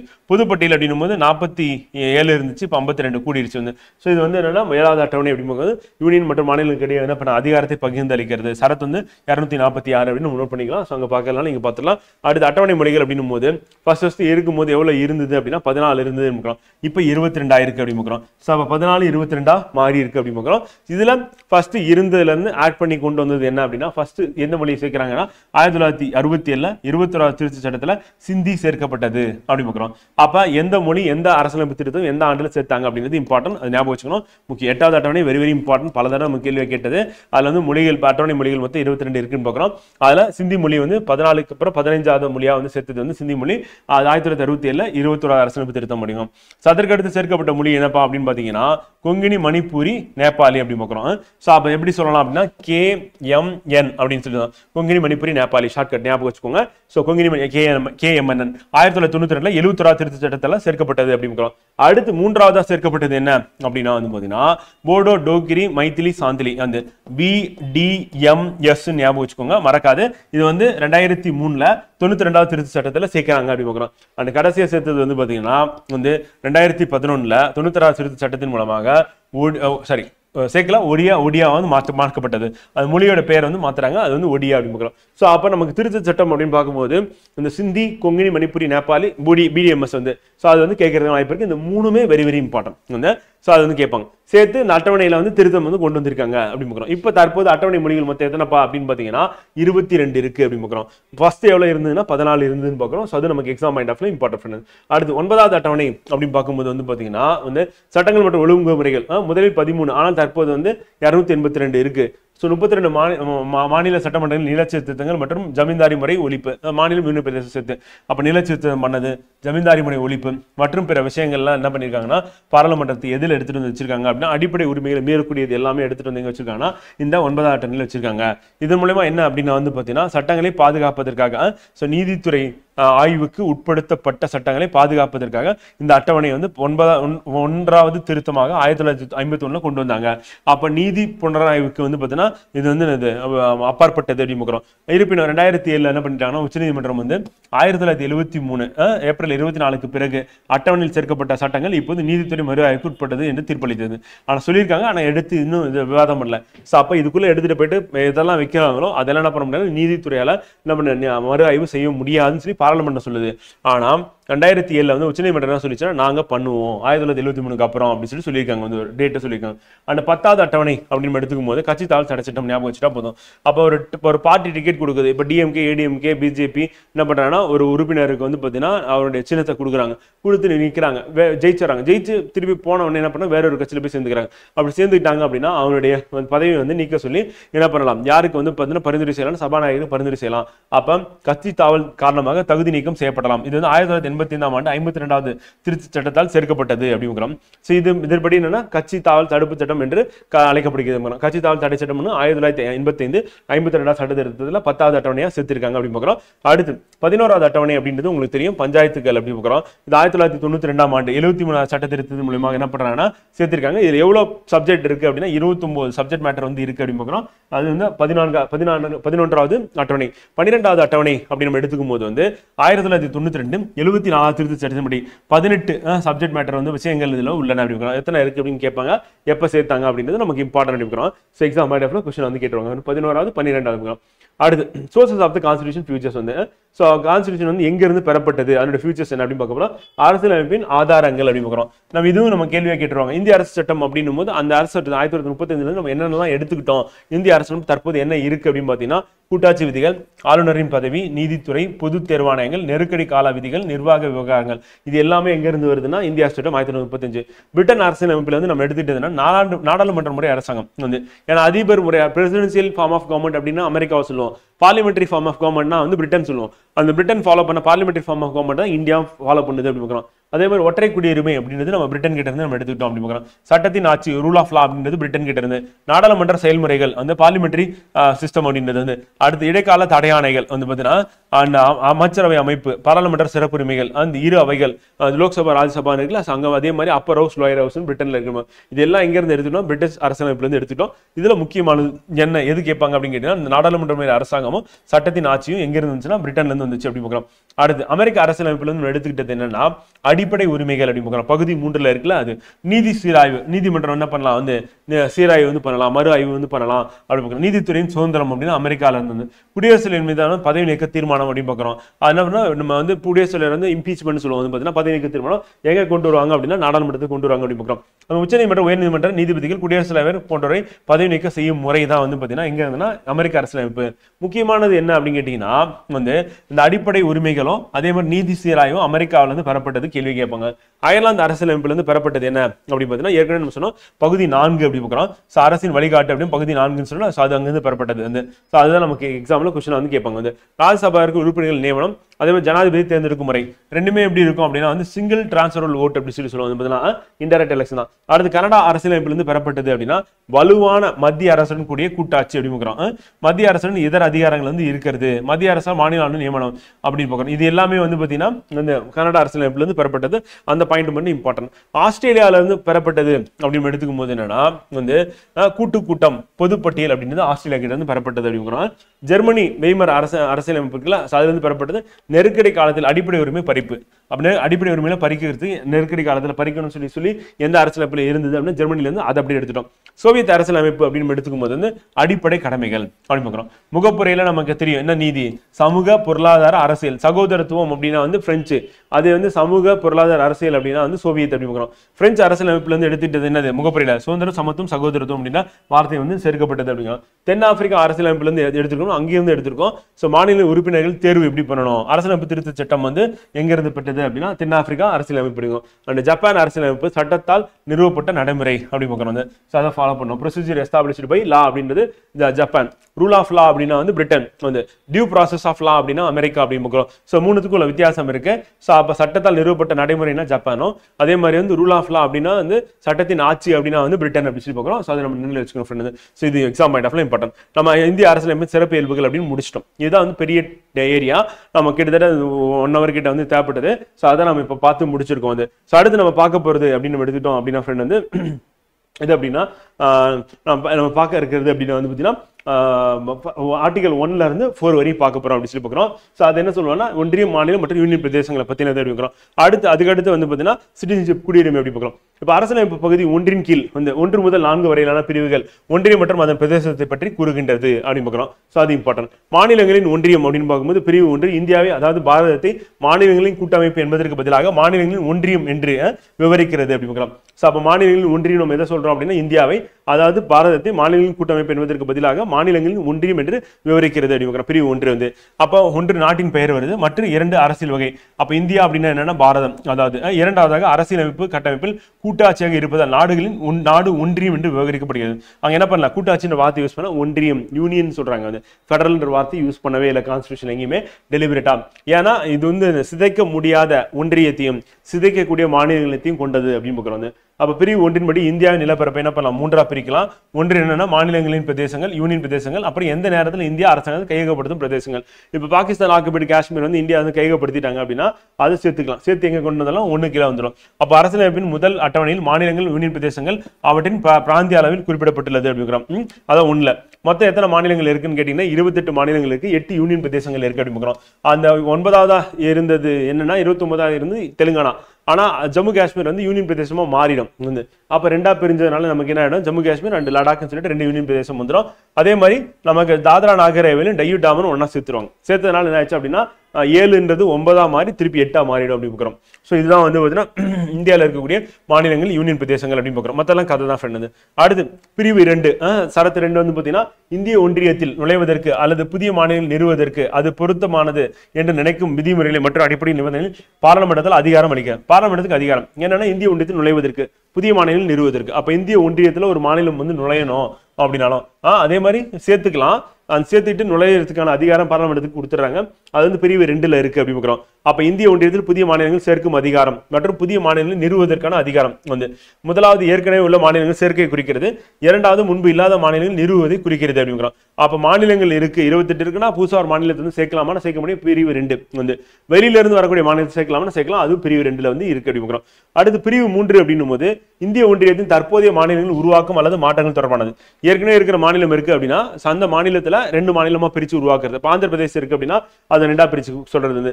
அதே மாதிரி ஏற்கனவே இருக்க மாநிலங்களை மாற்றத்தை செய்யறது.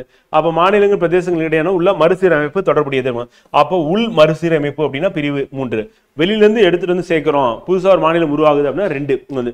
3 வந்து உள்ள மறுசீரமைப்பு, இருக்கிற மாநிலத்தை மறுசீரமைப்பு பண்றோம் 3 அப்படி பார்க்கிறோம்.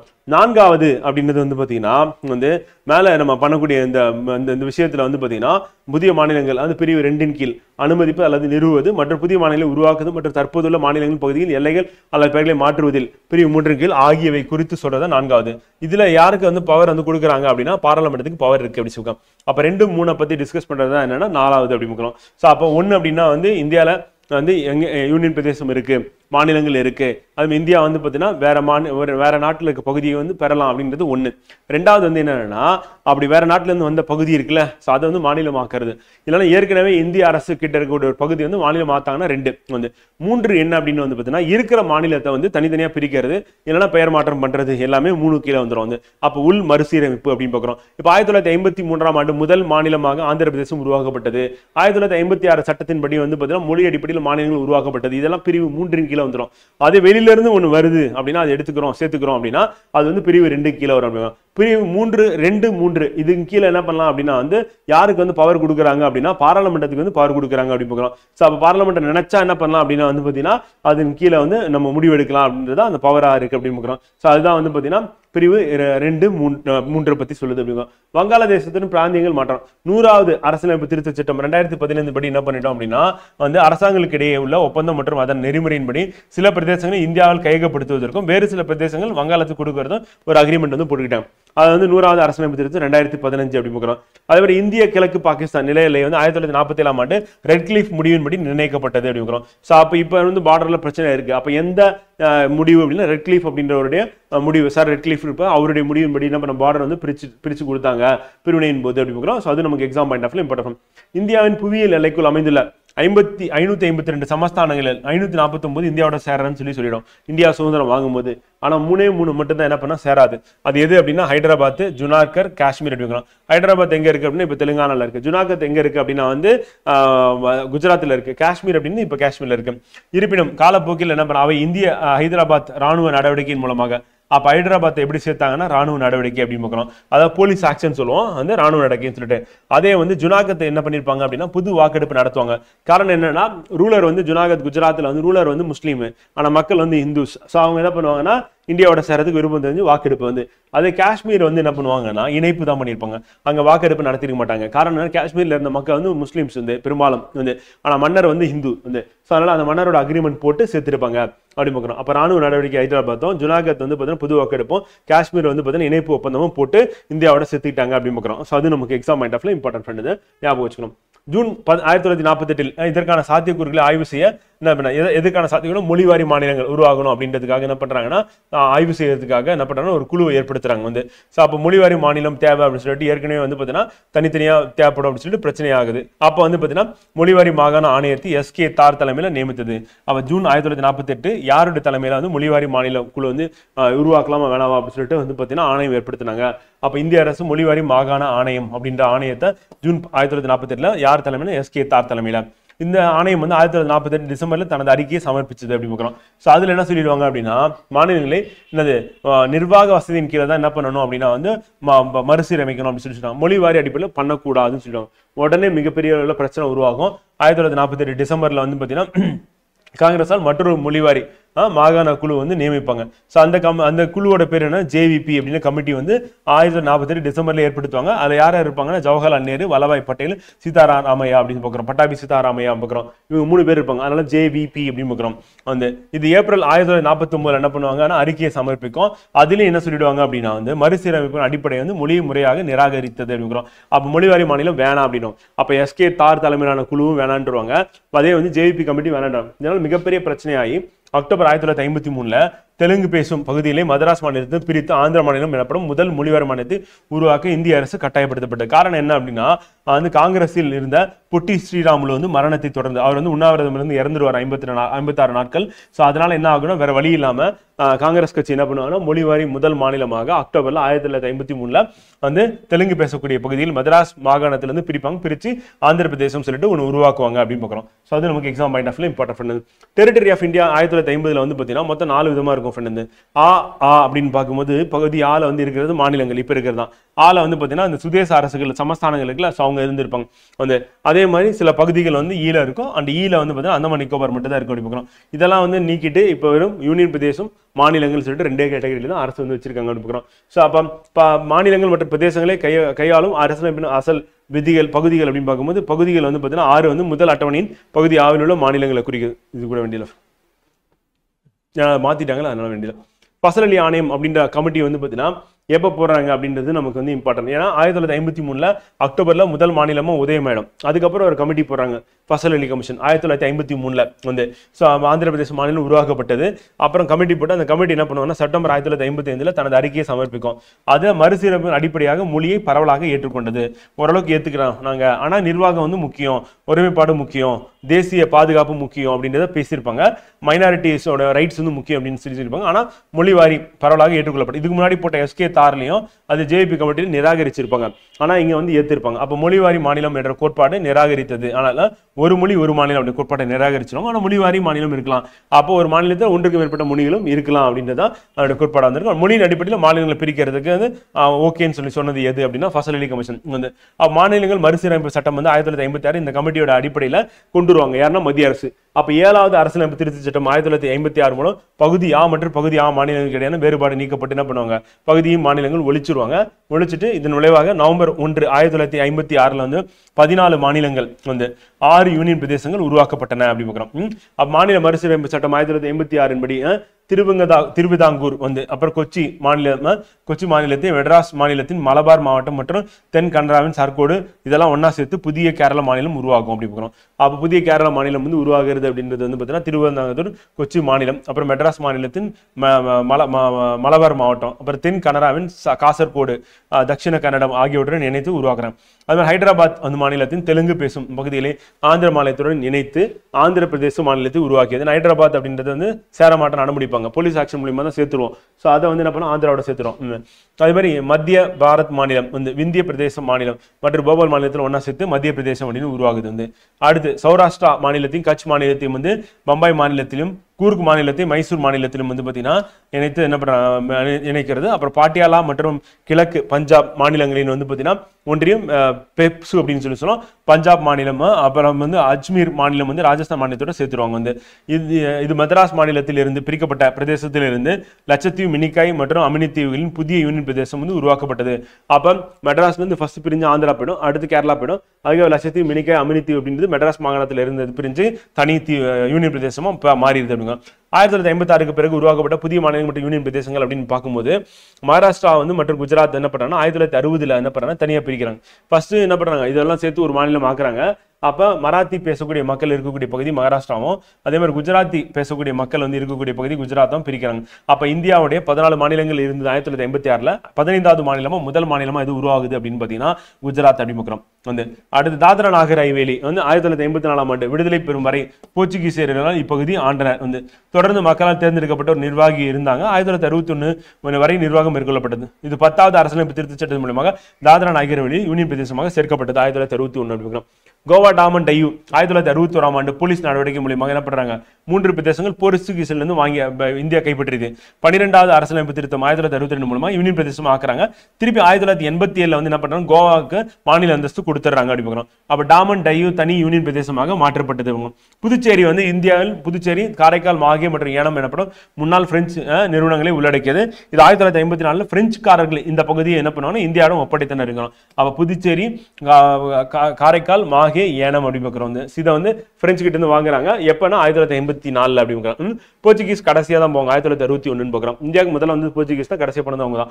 பின்னர் 1962ஆம் ஆண்டு வரை 14வது அரசியலமைப்பு திருத்த சட்டத்தின் மூலமாக இந்த யூனியன் பிரதேசமாக மாற்றப்படும் வரை இது ஒரு கையகப்படுத்தப்பட்ட பகுதியாகவே நிர்வகிக்கப்பட்டது அப்படிங்கிறோம். இதுவரையும் நமக்கு வந்து எக்ஸாம் பாயிண்ட் ஆஃப்ல இம்பார்ட்டன்ட் பண்ணது. அதை மட்டும் நம்ம பார்த்துட்டா போதும். சவுத் இந்தியா மோஸ்ட்லி கேட்கறது வாய்ப்பு இருக்கு, மற்றதெல்லாம் கேட்க மாட்டாங்க, அதை நம்ம ஸ்கிப் பண்ணிடலாம். மாநிலங்கள் வந்து உருவாகினது சேர்க்கப்பட்டது அப்படிங்கிறோம். அடுத்து தெலுங்கானா கேட்பாங்க. 2014 இந்திய ஒன்றியத்துடன் 29வது மாநிலமாக புதிய தெலுங்கானா மாநிலம் உருவாக்கப்பட்டது அப்படிங்கிறோம். ஸோ இது வந்து ஆந்திர பிரதேசல இருந்து பிரித்து உருவாக்கி இருப்பாங்க அப்படின்னு பார்க்குறோம். ஜம்மு காஷ்மீர் வந்து 2019 வரை மாநிலமா இருந்தது, அது சொந்த அரசியலமைப்பை கொண்டிருந்தது. இந்திய அரசியலமைப்பின் 370வது பிரிவின் மூலம் சிறப்பு அந்தஸ்து அனுபவிச்சது. இதை வந்து என்ன பண்ணிட்டாங்க அப்படின்னா சிறப்பு அந்தஸ்து ஜம்மு அரசியலமைப்பு ஜம்மு மற்றும் காஷ்மீருக்கான விண்ணப்பம் ஆணை அப்படின்ற பெயர்ல குடியரசுத் தலைவர் வந்து ஜனாதிபதி உத்தரவின் பேரில் ரத்து செய்யப்பட்டது அப்படிங்கிறோம். அப்போ அபாலிஷ் பண்ணிடுறாங்க. அப்போ சிறப்பு அந்தஸ்து கிடையாது. பண்ணது மட்டும் இல்லாமல் என்ன பண்ணிட்டாங்க 2 யூனியன் பிரதேசமா ஜம்மு காஷ்மீர் வந்து ஆக்கியிருப்பாங்க. அண்ட் அரசியலமைப்பின் இந்திய அரசியலமைப்பின் உரையில் செயல்படாத பிரிவு 370 தொடர்ந்து உள்ளது. அப்படிதான் இருக்கு, வந்து டெலிட் பண்ணல. ஜம்மு காஷ்மீர் மறுசீரமைப்பு சட்டம் வந்து 2019 என்ன பண்றாங்கன்னா ஜம்மு காஷ்மீர் அப்படின்ற மாநிலம் வந்து ஜம்மு காஷ்மீர் யூனியன் பிரதேசமாக லடாக் யூனியன் பிரதேசமாகும் 2 தனித்தனி பிரதேசங்களாக பிரியுது அப்படி பார்க்கிறோம். 1956ல 14 மற்றும் 6ஆக இருந்த மாநிலங்கள் வந்து இப்ப எவ்வளவு இருக்கு அப்படின்னு பாத்தீங்கன்னா 2025ல எவ்வளவு இருக்குன்னு 28 மாநிலங்கள் 8 யூனியன் பிரதேசங்களாக அதிகரித்தது அப்படிங்கிறோம். பெயர் மாற்றம் வந்து ஃபர்ஸ்ட் பண்றது எப்போ அப்படின்னா 1950ல உத்தரப்பிரதேசம் என்ற பெயர் மாற்றப்பட்டது. 1969ல வந்து பார்த்தீங்கன்னா அதே மாதிரி நம்ம தமிழ்நாடு அப்படின்றது மெட்ராஸ் அப்படின்றது தமிழ்நாட்டின் பெயர் மாற்றம் செய்யப்பட்டது. 1973ல மைசூர் வந்து கர்நாடகாவாக பெயர் மாற்றம் வந்து செய்யப்படுகிறது. லட்சத்தீவு, மினிக்காய், அமினி தீவு அப்படின்றது வந்து பார்த்தீங்கன்னா லட்சத்தீவு அப்படின்னு சொல்லி பெயர் மாற்றம் பண்ணது 1973. அப்போ கர்நாடகா அப்போ லட்சத்தீவின் பெயர் மாற்றம். 1992ல வந்து பார்த்தீங்கன்னா டெல்லி யூனியன் பிரதேசம் வந்து 69வது அரசியலமைப்பு திருத்த சட்டத்தின்படி 1991ஆம் ஆண்டு மூலம் திருத்த சட்டம் 91 69வது அரசியலமைப்பு திருத்த சட்டம் 1991 1992 டெல்லியை வந்து என்ன பண்றாங்க அப்படின்னா தேசிய தலைநகர் பிரதேசமாக அறிவிக்கிறாங்க. முழு அளவிலான மாநிலத்தின் அந்தஸ்து வழங்கப்படாமல் வந்து மறுவடைமைக்கப்பட்டது இருக்கிறோம். 2006ல வந்து உத்தராஞ்சல் அப்படின்றது உத்தரகாண்ட் அப்படின்னு சொல்லி பெயர் வந்து மாத்துறாங்க. அதே பீரியட்ல வந்து பாத்தீங்கன்னா பாண்டிச்சேரி வந்து புதுச்சேரின்னு சொல்லிட்டு பெயர் மாற்றம் பண்றாங்க. 2011ல வந்து ஒரிசாவின் பெயர் வந்து ஒடிசா அப்படின்னு சொல்லி மாத்துறாங்க. வந்து இதெல்லாம் வந்து பெயர் மாற்றம் பண்ணி எதுல பகுதி ஒன்றில் இருக்கக்கூடிய வந்து பாத்தீங்கன்னா இந்தியா யூனியன் பிரதேசத்துல வந்து பாத்தீங்கன்னா சேஞ்சஸ் வந்து பண்றாங்க அப்படின்னு. ஸோ அது நமக்கு இம்பார்ட்டன்ட். 2025ல மாநிலங்கள் யூனியன் பிரதேசம் லிஸ்ட் கொடுத்துருக்கோம். ஏற்கனவே பார்த்து தான் உங்களுக்கு தெரிஞ்சதுதான், அது ஒன்றும் பெரிய கஷ்டம் இருக்காது. ஸோ அடுத்து வந்து பார்த்தீங்கன்னா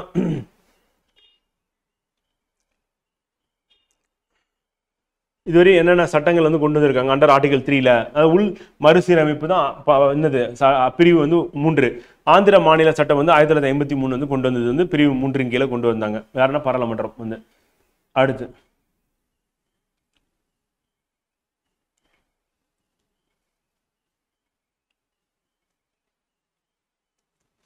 ஆந்திர பிரதேசம் மற்றும் மதராஸ் எல்லைகள் மாற்றுதல் சட்டம் 1959 பார்க்கிறோம்.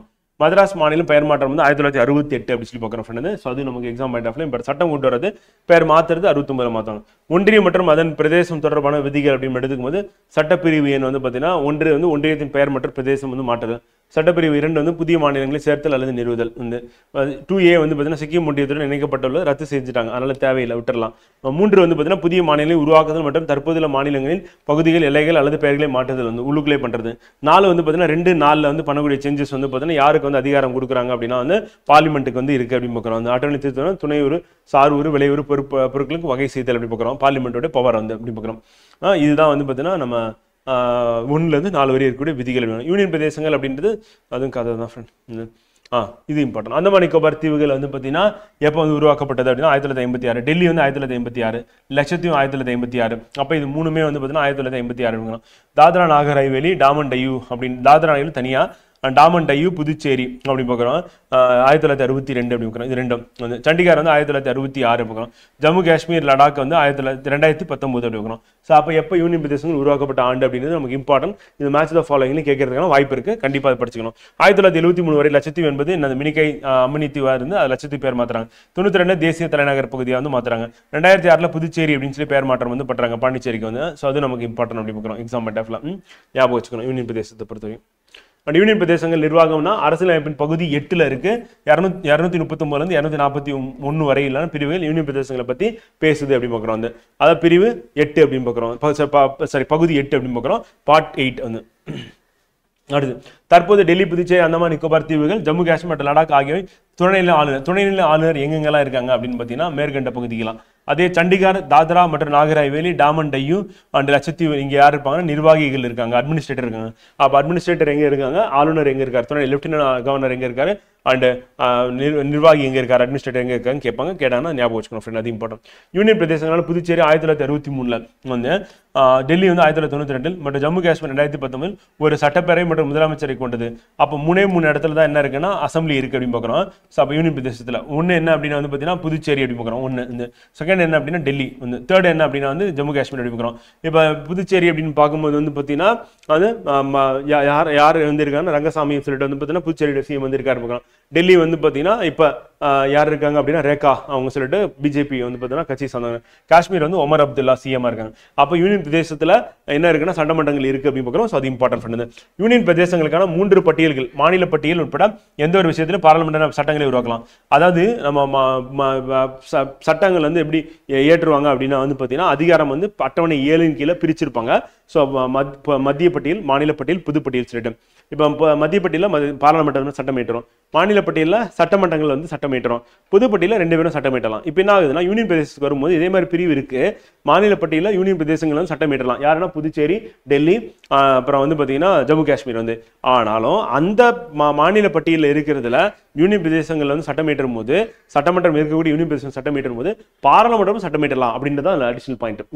அப்போ சட்டங்களை உருவாக்க முடியுமானா முடியும் அப்படின்னு பார்க்குறோம். பாராளுமன்றம் வந்து புதுச்சேரியில் சட்டப்பேரவை, மாநில பட்டியல் மற்றும் பொது பட்டியல் ஆகிய எந்த அதிகாரத்திலும் சட்டம் ஏற்றலாம். புதுச்சேரி பொறுத்தவரையும் எதனாலும் பண்ணலாம். ஆனால் டெல்லிக்கும் ஜம்மு காஷ்மீருக்கும் என்ன பிரச்சனை அப்படின்னா பொது ஒழுங்கு மற்றும் காவல், நிலம் தவிர மற்ற எல்லாத்திலையும் என்ன பண்ணலாம், டெல்லி வந்து சட்டம் ஏற்றலாம் அப்படின்னு. அப்போ அவங்களுக்கு மட்டும் சில கண்டிஷன்ஸ் இருக்கு, அதுல நீங்க சட்டம் கொண்டு வர முடியாது.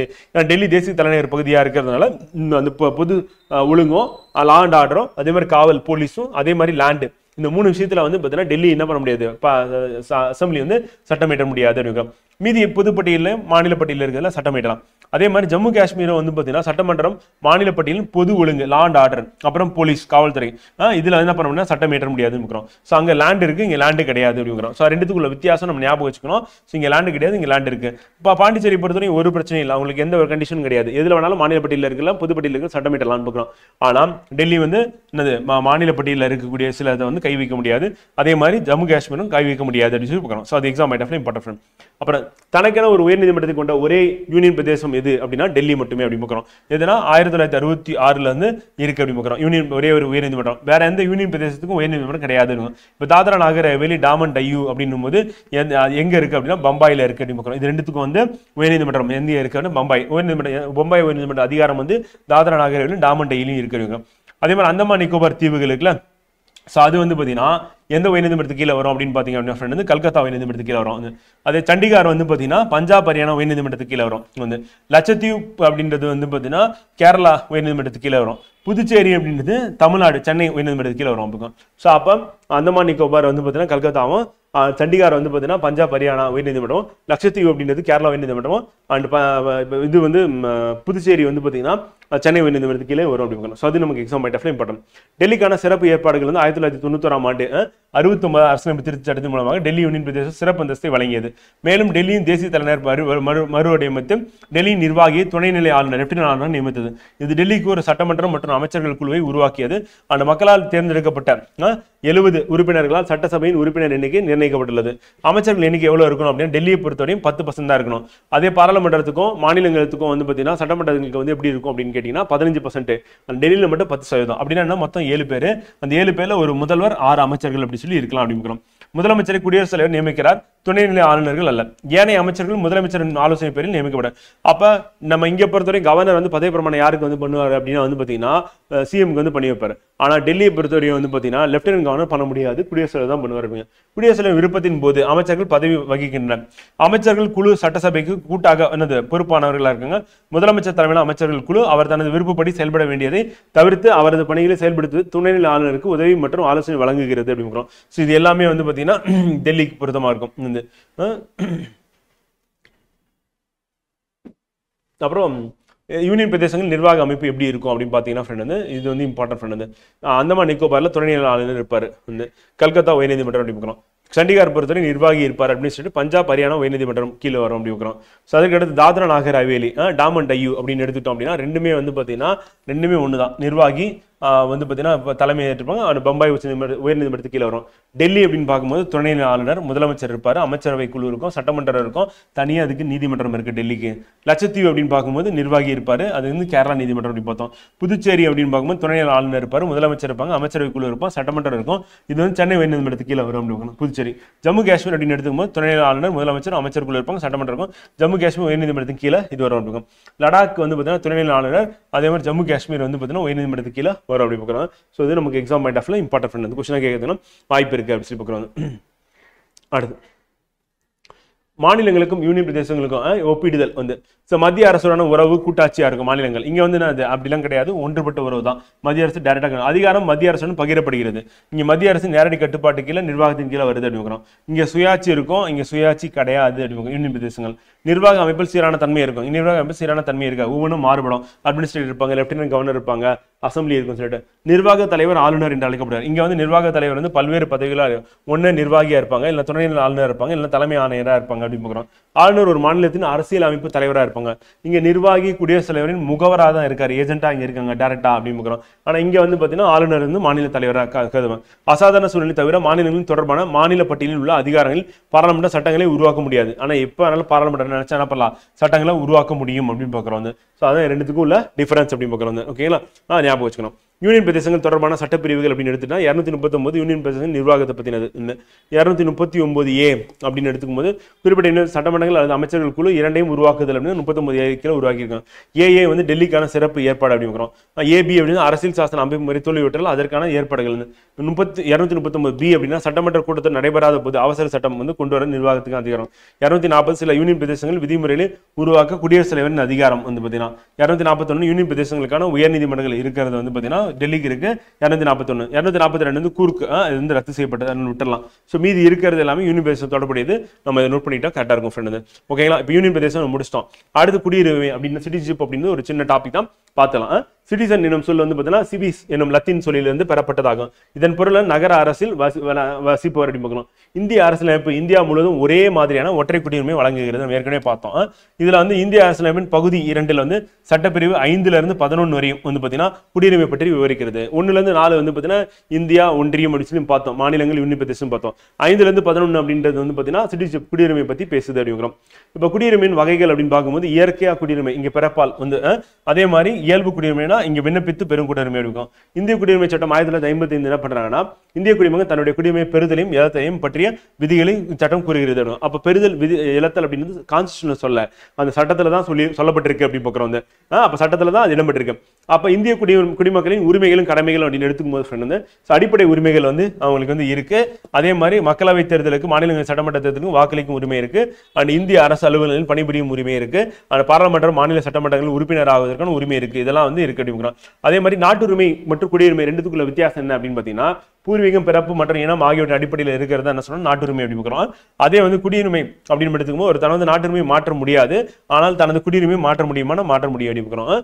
அப்ப தலைவர் நாட்டின் முதல் குடிமகனா யார் இருப்பாருன்னா குடியரசுத் தலைவர் வந்து இருக்காரு அப்படி பார்க்கிறோம். சாதியப்பட்ட மாநிலங்கள்ல யார் இருப்பாருன்னா ஆளுநர் வந்து இருப்பாரு முதல் குடிமகனா அப்படின்னு பார்க்கிறோம். அப்ப மதித்தல் மற்றும் கீழ்ப்படிதல் கீழே ஒரு நாட்டின் குடிமக்கள் அல்லாதவர்கள் இரண்டு வகையில் நாம் ஒண்ணு வந்து அந்நியர், இன்னொன்னு குடியேறியவர் அப்படி பார்க்கிறோம். ரெண்டு வகையில இருப்பாங்க. வந்து நற்குடிமகன்கள் அப்படின்னு அவங்களோட பண்புகள் என்னென்ன இருக்கும் அப்படின்னா, அரசியலமைப்பு சட்டத்தின்படி நடத்தல், சட்டத்துக்கு கீழ்ப்படிதல், வந்து சமுதாயத்தின் தன் பங்களிப்பை ஆற்றுதல், குடிமை பணியை செயலாற்றுதல், வந்து நற்பண்புகளையும் நிலைநாட்டுதல், நீதியும் வேற்றுமையிலும் மறந்து நடத்தல் அப்படி சொல்லி பார்க்கிறோம். இது எல்லாமே வந்து யார் பண்ணணும் அப்படின்னு வந்து பார்த்தீங்கன்னா, நீதியும் வேற்றுமையும் மறைந்து நடத்தல் வந்து நற்குடிமகனின் பண்புகள் 5 பண்புகள் இருக்குன்னு பார்க்கிறோம். இது அப்படியே நமக்கு எக்ஸாம்ல ஸ்டேட்மெண்டா கொடுத்து கேட்டுருவாங்க. வந்து அடுத்து வெளிநாடு வாழ் இந்தியர் தினம் அப்படின்னு பிரவாசி பாரத தினம் வந்து 2 ஆண்டுகளுக்கு ஒரு முறை. இது ஞாபகம் வச்சுக்கணும். ஒவ்வொரு ஆண்டும் கொடுத்தாங்கன்னா தப்பு. 2 ஆண்டுகள். இது மகாத்மா காந்தி தென்னாப்பிரிக்காவிலிருந்து இந்தியாவிற்கு வருகை புரிந்த தினம் தான் என்னது பிரவாசி பாரதிய தினமாக கொண்டாடப்படுகிறது. ஜனவரி 9ஆம் தேதி அப்படி பார்க்கலாம். ஸோ அது இம்பார்ட்டன்ட் கொஸ்டினாக கேட்டுருவாங்க. இது ஓவர்சீஸ் இதெல்லாம் இப்போ கேட்கறது இல்லை, இதெல்லாம் விட்டாச்சு. இப்போ எல்லாத்தையும் ஒன்றா மாற்றிட்டாங்க கவர்மெண்ட் வந்து. அடுத்து இந்திய குடிமக்களுக்கு பின்வரும் உரிமைகள் சலுகைகளை அரசியலமைப்பு வழங்குகிறது, அந்நியருக்கு மறுக்கிறது. அப்ப இந்திய குடிமகன் மட்டும் இருக்கிறது என்ன அப்படின்னு கேட்டீங்கன்னா விதி 15 அப்படிங்கிறோம். மதம், இனம், சாதி, பாலினம் ஆகியவற்றின் அடிப்படையில் பாகுபாடு காட்டக்கூடாது. 16 அப்படின்னா பொது வேலைவாய்ப்பு அப்படின்னு பார்க்குறோம், அது இந்திய குடிமகன். அடுத்து 19 அப்படின்னு பார்க்கும்போது பேச்சுரிமை, சுதந்திர உரிமைகள், அது வந்து இந்திய குடிமகன் இருக்கு. 21 30 கலாச்சாரம் மற்றும் கல்வி உரிமைகள் வந்து யாருக்குன்னு இந்திய குடிமகனுக்கு மட்டும்தான் இருக்கு அப்படின்னு பார்க்குறோம். அப்புறம் மக்களவை, மாநில தேர்தல் வாக்களிக்கும் உரிமை, வந்து நாடாளுமன்றம் மற்றும் மாநில சட்டமன்ற உறுப்பினர் பதவி போட்டியிடும் உரிமை, சில பொது பதவிகளை வகிக்க, அதாவது இந்திய குடியரசுத் தலைவர், இந்திய தலைமை துணை குடியரசுத் தலைவர், உச்சநீதிமன்றம், உயர்நீதிமன்ற நீதிபதிகள் இதெல்லாம் வகிக்கணும்னா அவங்க வந்து இந்திய குடிமகனா இருக்கணும் அப்படின்னு பார்க்கிறோம். இதெல்லாம் இருந்தா பண்ண முடியும் அப்படின்னு பார்க்கிறோம். இது எல்லாமே வந்து இந்திய குடிமகனுக்கு. அரசியலமைப்பு விதிகள் அப்படின்னு பார்க்கும்போது பகுதி 2 கீழ் வந்து 5 முதல் 11 வரையிலான பிரிவுகள் குடியுரிமையை கையாள்கிறது நம்ம பார்க்கிறோம். ஸோ இதுல குடியுரிமை பெறக்கூடியது அப்படின்னும் போது நம்ம சட்டம் வந்து 1955ஆம் ஆண்டு குடியுரிமை சட்டம் இருக்குல்ல, அது மூலியமா என்ன பண்றாங்கன்னா பெறுதலுக்கான வழிகாட்டுதல் வந்து சொல்லுது. அப்ப எப்படி அப்படின்னு கேட்டீங்கன்னா 1 பிறப்பு, 2வது வம்சாவளி, 3வது வந்து பாத்தீங்கன்னா பதிவு, 4வது வந்து குடிமக்களாக ஏற்றுக்கொள்ளுதல், 5வது பிரதேசத்தில் இணைத்தல். இந்த 5 கீழே வந்து என்ன பண்ணலாம் அப்படின்னா குடியுரிமை பெற முடியும் அப்படி பார்க்கிறோம். அதுதான் வந்து பார்த்தீங்கன்னா குடியுரிமை பெறுதல் அப்படிங்கிறோம். அது குடியுரிமை இழத்தல் அப்படின்னா சட்டத்தின் கீழ் அல்லது அதற்கு முன்னதாக அரசியலமைப்பின் கீழ் குடியுரிமை பெறப்பட்டாலும் துரத்தல், முடிவுக்கு வருதல் மற்றும் பறித்தல் என குடியுரிமை சட்டம் 1955 கீழே என்ன பண்றாங்க அப்படின்னா குடியுரிமை இழக்க 3 வழிகளை பரிந்துரைக்கிறது அப்படிங்க. அப்போ குடியுரிமை இழக்கிறது அப்படின்னா மொத்தம் 3 வழிகள் இழந்துடுறாங்க அப்படின்னு பார்க்கலாம். என்னென்ன அப்படின்னா வந்து பார்த்தீங்கன்னா குடியுரிமை பெறப்பட்டாலும் 1 துரத்தல், அவங்களே வந்து வேணாம் சொல்லிடுறது. அப்புறம் முடிவுக்கு வருதல், அவங்களுக்கு கொடுத்தது. 3வது பறித்தல், கவர்மெண்டே பறிச்சிருது. இந்த 3 வகையில் என்ன பண்ணலாம் குடியுரிமை இழக்கிறது காரணமாக இருக்கும். அதுவும் 1955 சட்டத்துக்கு கீழே வரும் அப்படின்னு பார்க்குறோம். ஸோ அது நமக்கு இம்பார்ட்டன் வந்து. அடுத்து குடியுரிமை தொடர்பான சட்டப்பிரிவுகள் என்னென்ன அப்படின்னு பார்த்தீங்கன்னா சரத்து எண் வந்து 5 அரசியலமைப்பின் தொடக்கத்தில் குடியுரிமை. 6 பாகிஸ்தானில் இருந்து இந்தியாவிற்கு குடிபெயர்ந்த சில நபர்களின் குடியுரிமைக்கான உரிமைகள். அப்ப 5 வந்து அரசியலமைப்பு தொடக்கத்தில் குடியுரிமை. அரசியலமைப்பு தொடங்குறது எப்ப அப்படின்னா 1950 ஜனவரி 26 அப்ப தொடங்குச்சு. ஸோ அப்ப வந்து பாகிஸ்தான்ல இருந்து இந்தியாவுக்கு குடிபெயர், அப்ப பாகிஸ்தான் டு இந்தியா வந்தாங்க அப்படின்னா அவங்கள பத்தி பேசுறது 6 வந்து. அதே வந்து 7 வந்து பாத்தீங்கன்னா பாகிஸ்தானுக்கு குடியேறிகள், இங்க இருந்து பாகிஸ்தானுக்கு போனாங்கல்ல, ஸோ அவங்கள பத்தின குடியுரிமை பத்தி பேசுறது 7 வந்து. அதே 8 அப்படின்றது இந்தியாவிற்கு வெளியே வசிக்கும் இந்திய வம்சாவளி. அப்ப இந்திய வம்சாவளி இருக்காங்க இந்தியாவுக்கு வெளியே அப்படின்னா வந்து பார்த்தீங்கன்னா அது 8 அவங்கள பத்தி பேசுறது. 9 வந்து தானாக முன் வந்து என்ன பண்ணா வெளிநாட்டு குடியுரிமை பெறும் நபர், இந்திய குடியுரிமை இருக்கல, அப்ப தானாக வெளிநாட்டு குடியுரிமை பெறக்கூடிய நபர் வந்து இப்ப இந்திய வம்சாவளியா இருக்காரு, ரிஜிஸ்டர் பண்ண எம்பசில என்ன பண்ணா இந்திய வம்சாவளி, அவரே என்ன பண்ணா அந்த நாட்டோட குடியுரிமை வாங்கிட்டாருன்னா அப்ப அவருக்கு இந்திய குடியுரிமை போயிடும் வந்து. 10 குடியுரிமைகளின் தொடர்ச்சி வந்து இப்ப தொடர்ந்து குடியுரிமை வச்சுக்க முடியுமா அப்படின்னா அதை பத்தி பேசுது. 11 வந்து பாத்தீங்கன்னா சட்டத்தின் மூலம் குடியுரிமையின் தொடர்ச்சியை ஒழுங்குபடுத்த பார்லமெண்ட்டுக்கு அதிகாரம். பார்லமெண்ட் என்ன பண்ணலாம் சொல்லிடும். அப்ப நான் போட்ட அந்த கீவேர்டு தான் முக்கியம், ஞாபகம் வச்சுக்கோம். பாகிஸ்தான்ல இருந்து இந்தியாவுக்கு வந்திருந்தாங்கன்னா அவங்கள பத்தி பேசணும் 6 ஃபர்ஸ்ட் வந்து தொடக்கம், அரசியலமைப்பு தொடக்கத்தில் குடியுரிமை எப்படி இருக்கும், பாகிஸ்தான் டு இந்தியா வராங்க, அப்ப பாகிஸ்தானுக்கு குடியேறல், அப்ப இந்தியா டு பாகிஸ்தான் போய் குடியேறினாங்கன்னா அவங்கள பத்தினது. 8 வந்து பாத்தீங்கன்னா இந்திய வம்சாவளி வெளியில இருக்கிறவங்களை பத்தி நிலைமை என்ன அப்படின்னு சொல்றது. 9 வந்து பாத்தீங்கன்னா வெளிநாட்டு குடியுரிமை பெற்றினீங்க அப்படின்னா குடியுரிமை இழந்துருவாங்க, அந்த குடிமகனாக இருக்க இல்லாது. 10 வந்து பார்த்தீங்கன்னா தொடர்ந்து நான் வெளிநாட்டில் இருக்கேன், ஆனால் எனக்கு தொடர்ந்து வந்து குடியுரிமை வேணும். 11 அப்படின்றது பார்லமெண்ட்டுக்கு அதிகாரத்தை வந்து வழங்குறது அப்படின்னு பார்க்குறோம். ஸோ இதுதான் வந்து இது நோட் பண்ண வேண்டிய பாயிண்ட். ஓகேங்களா ஃப்ரெண்ட்? ஸோ நம்ம வந்து பார்த்தீங்கன்னா இன்னைக்கு பார்க்க வேண்டியது 3 டாபிக் அப்படின்றது நம்ம இங்கே கம்ப்ளீட் பண்ணுறோம்.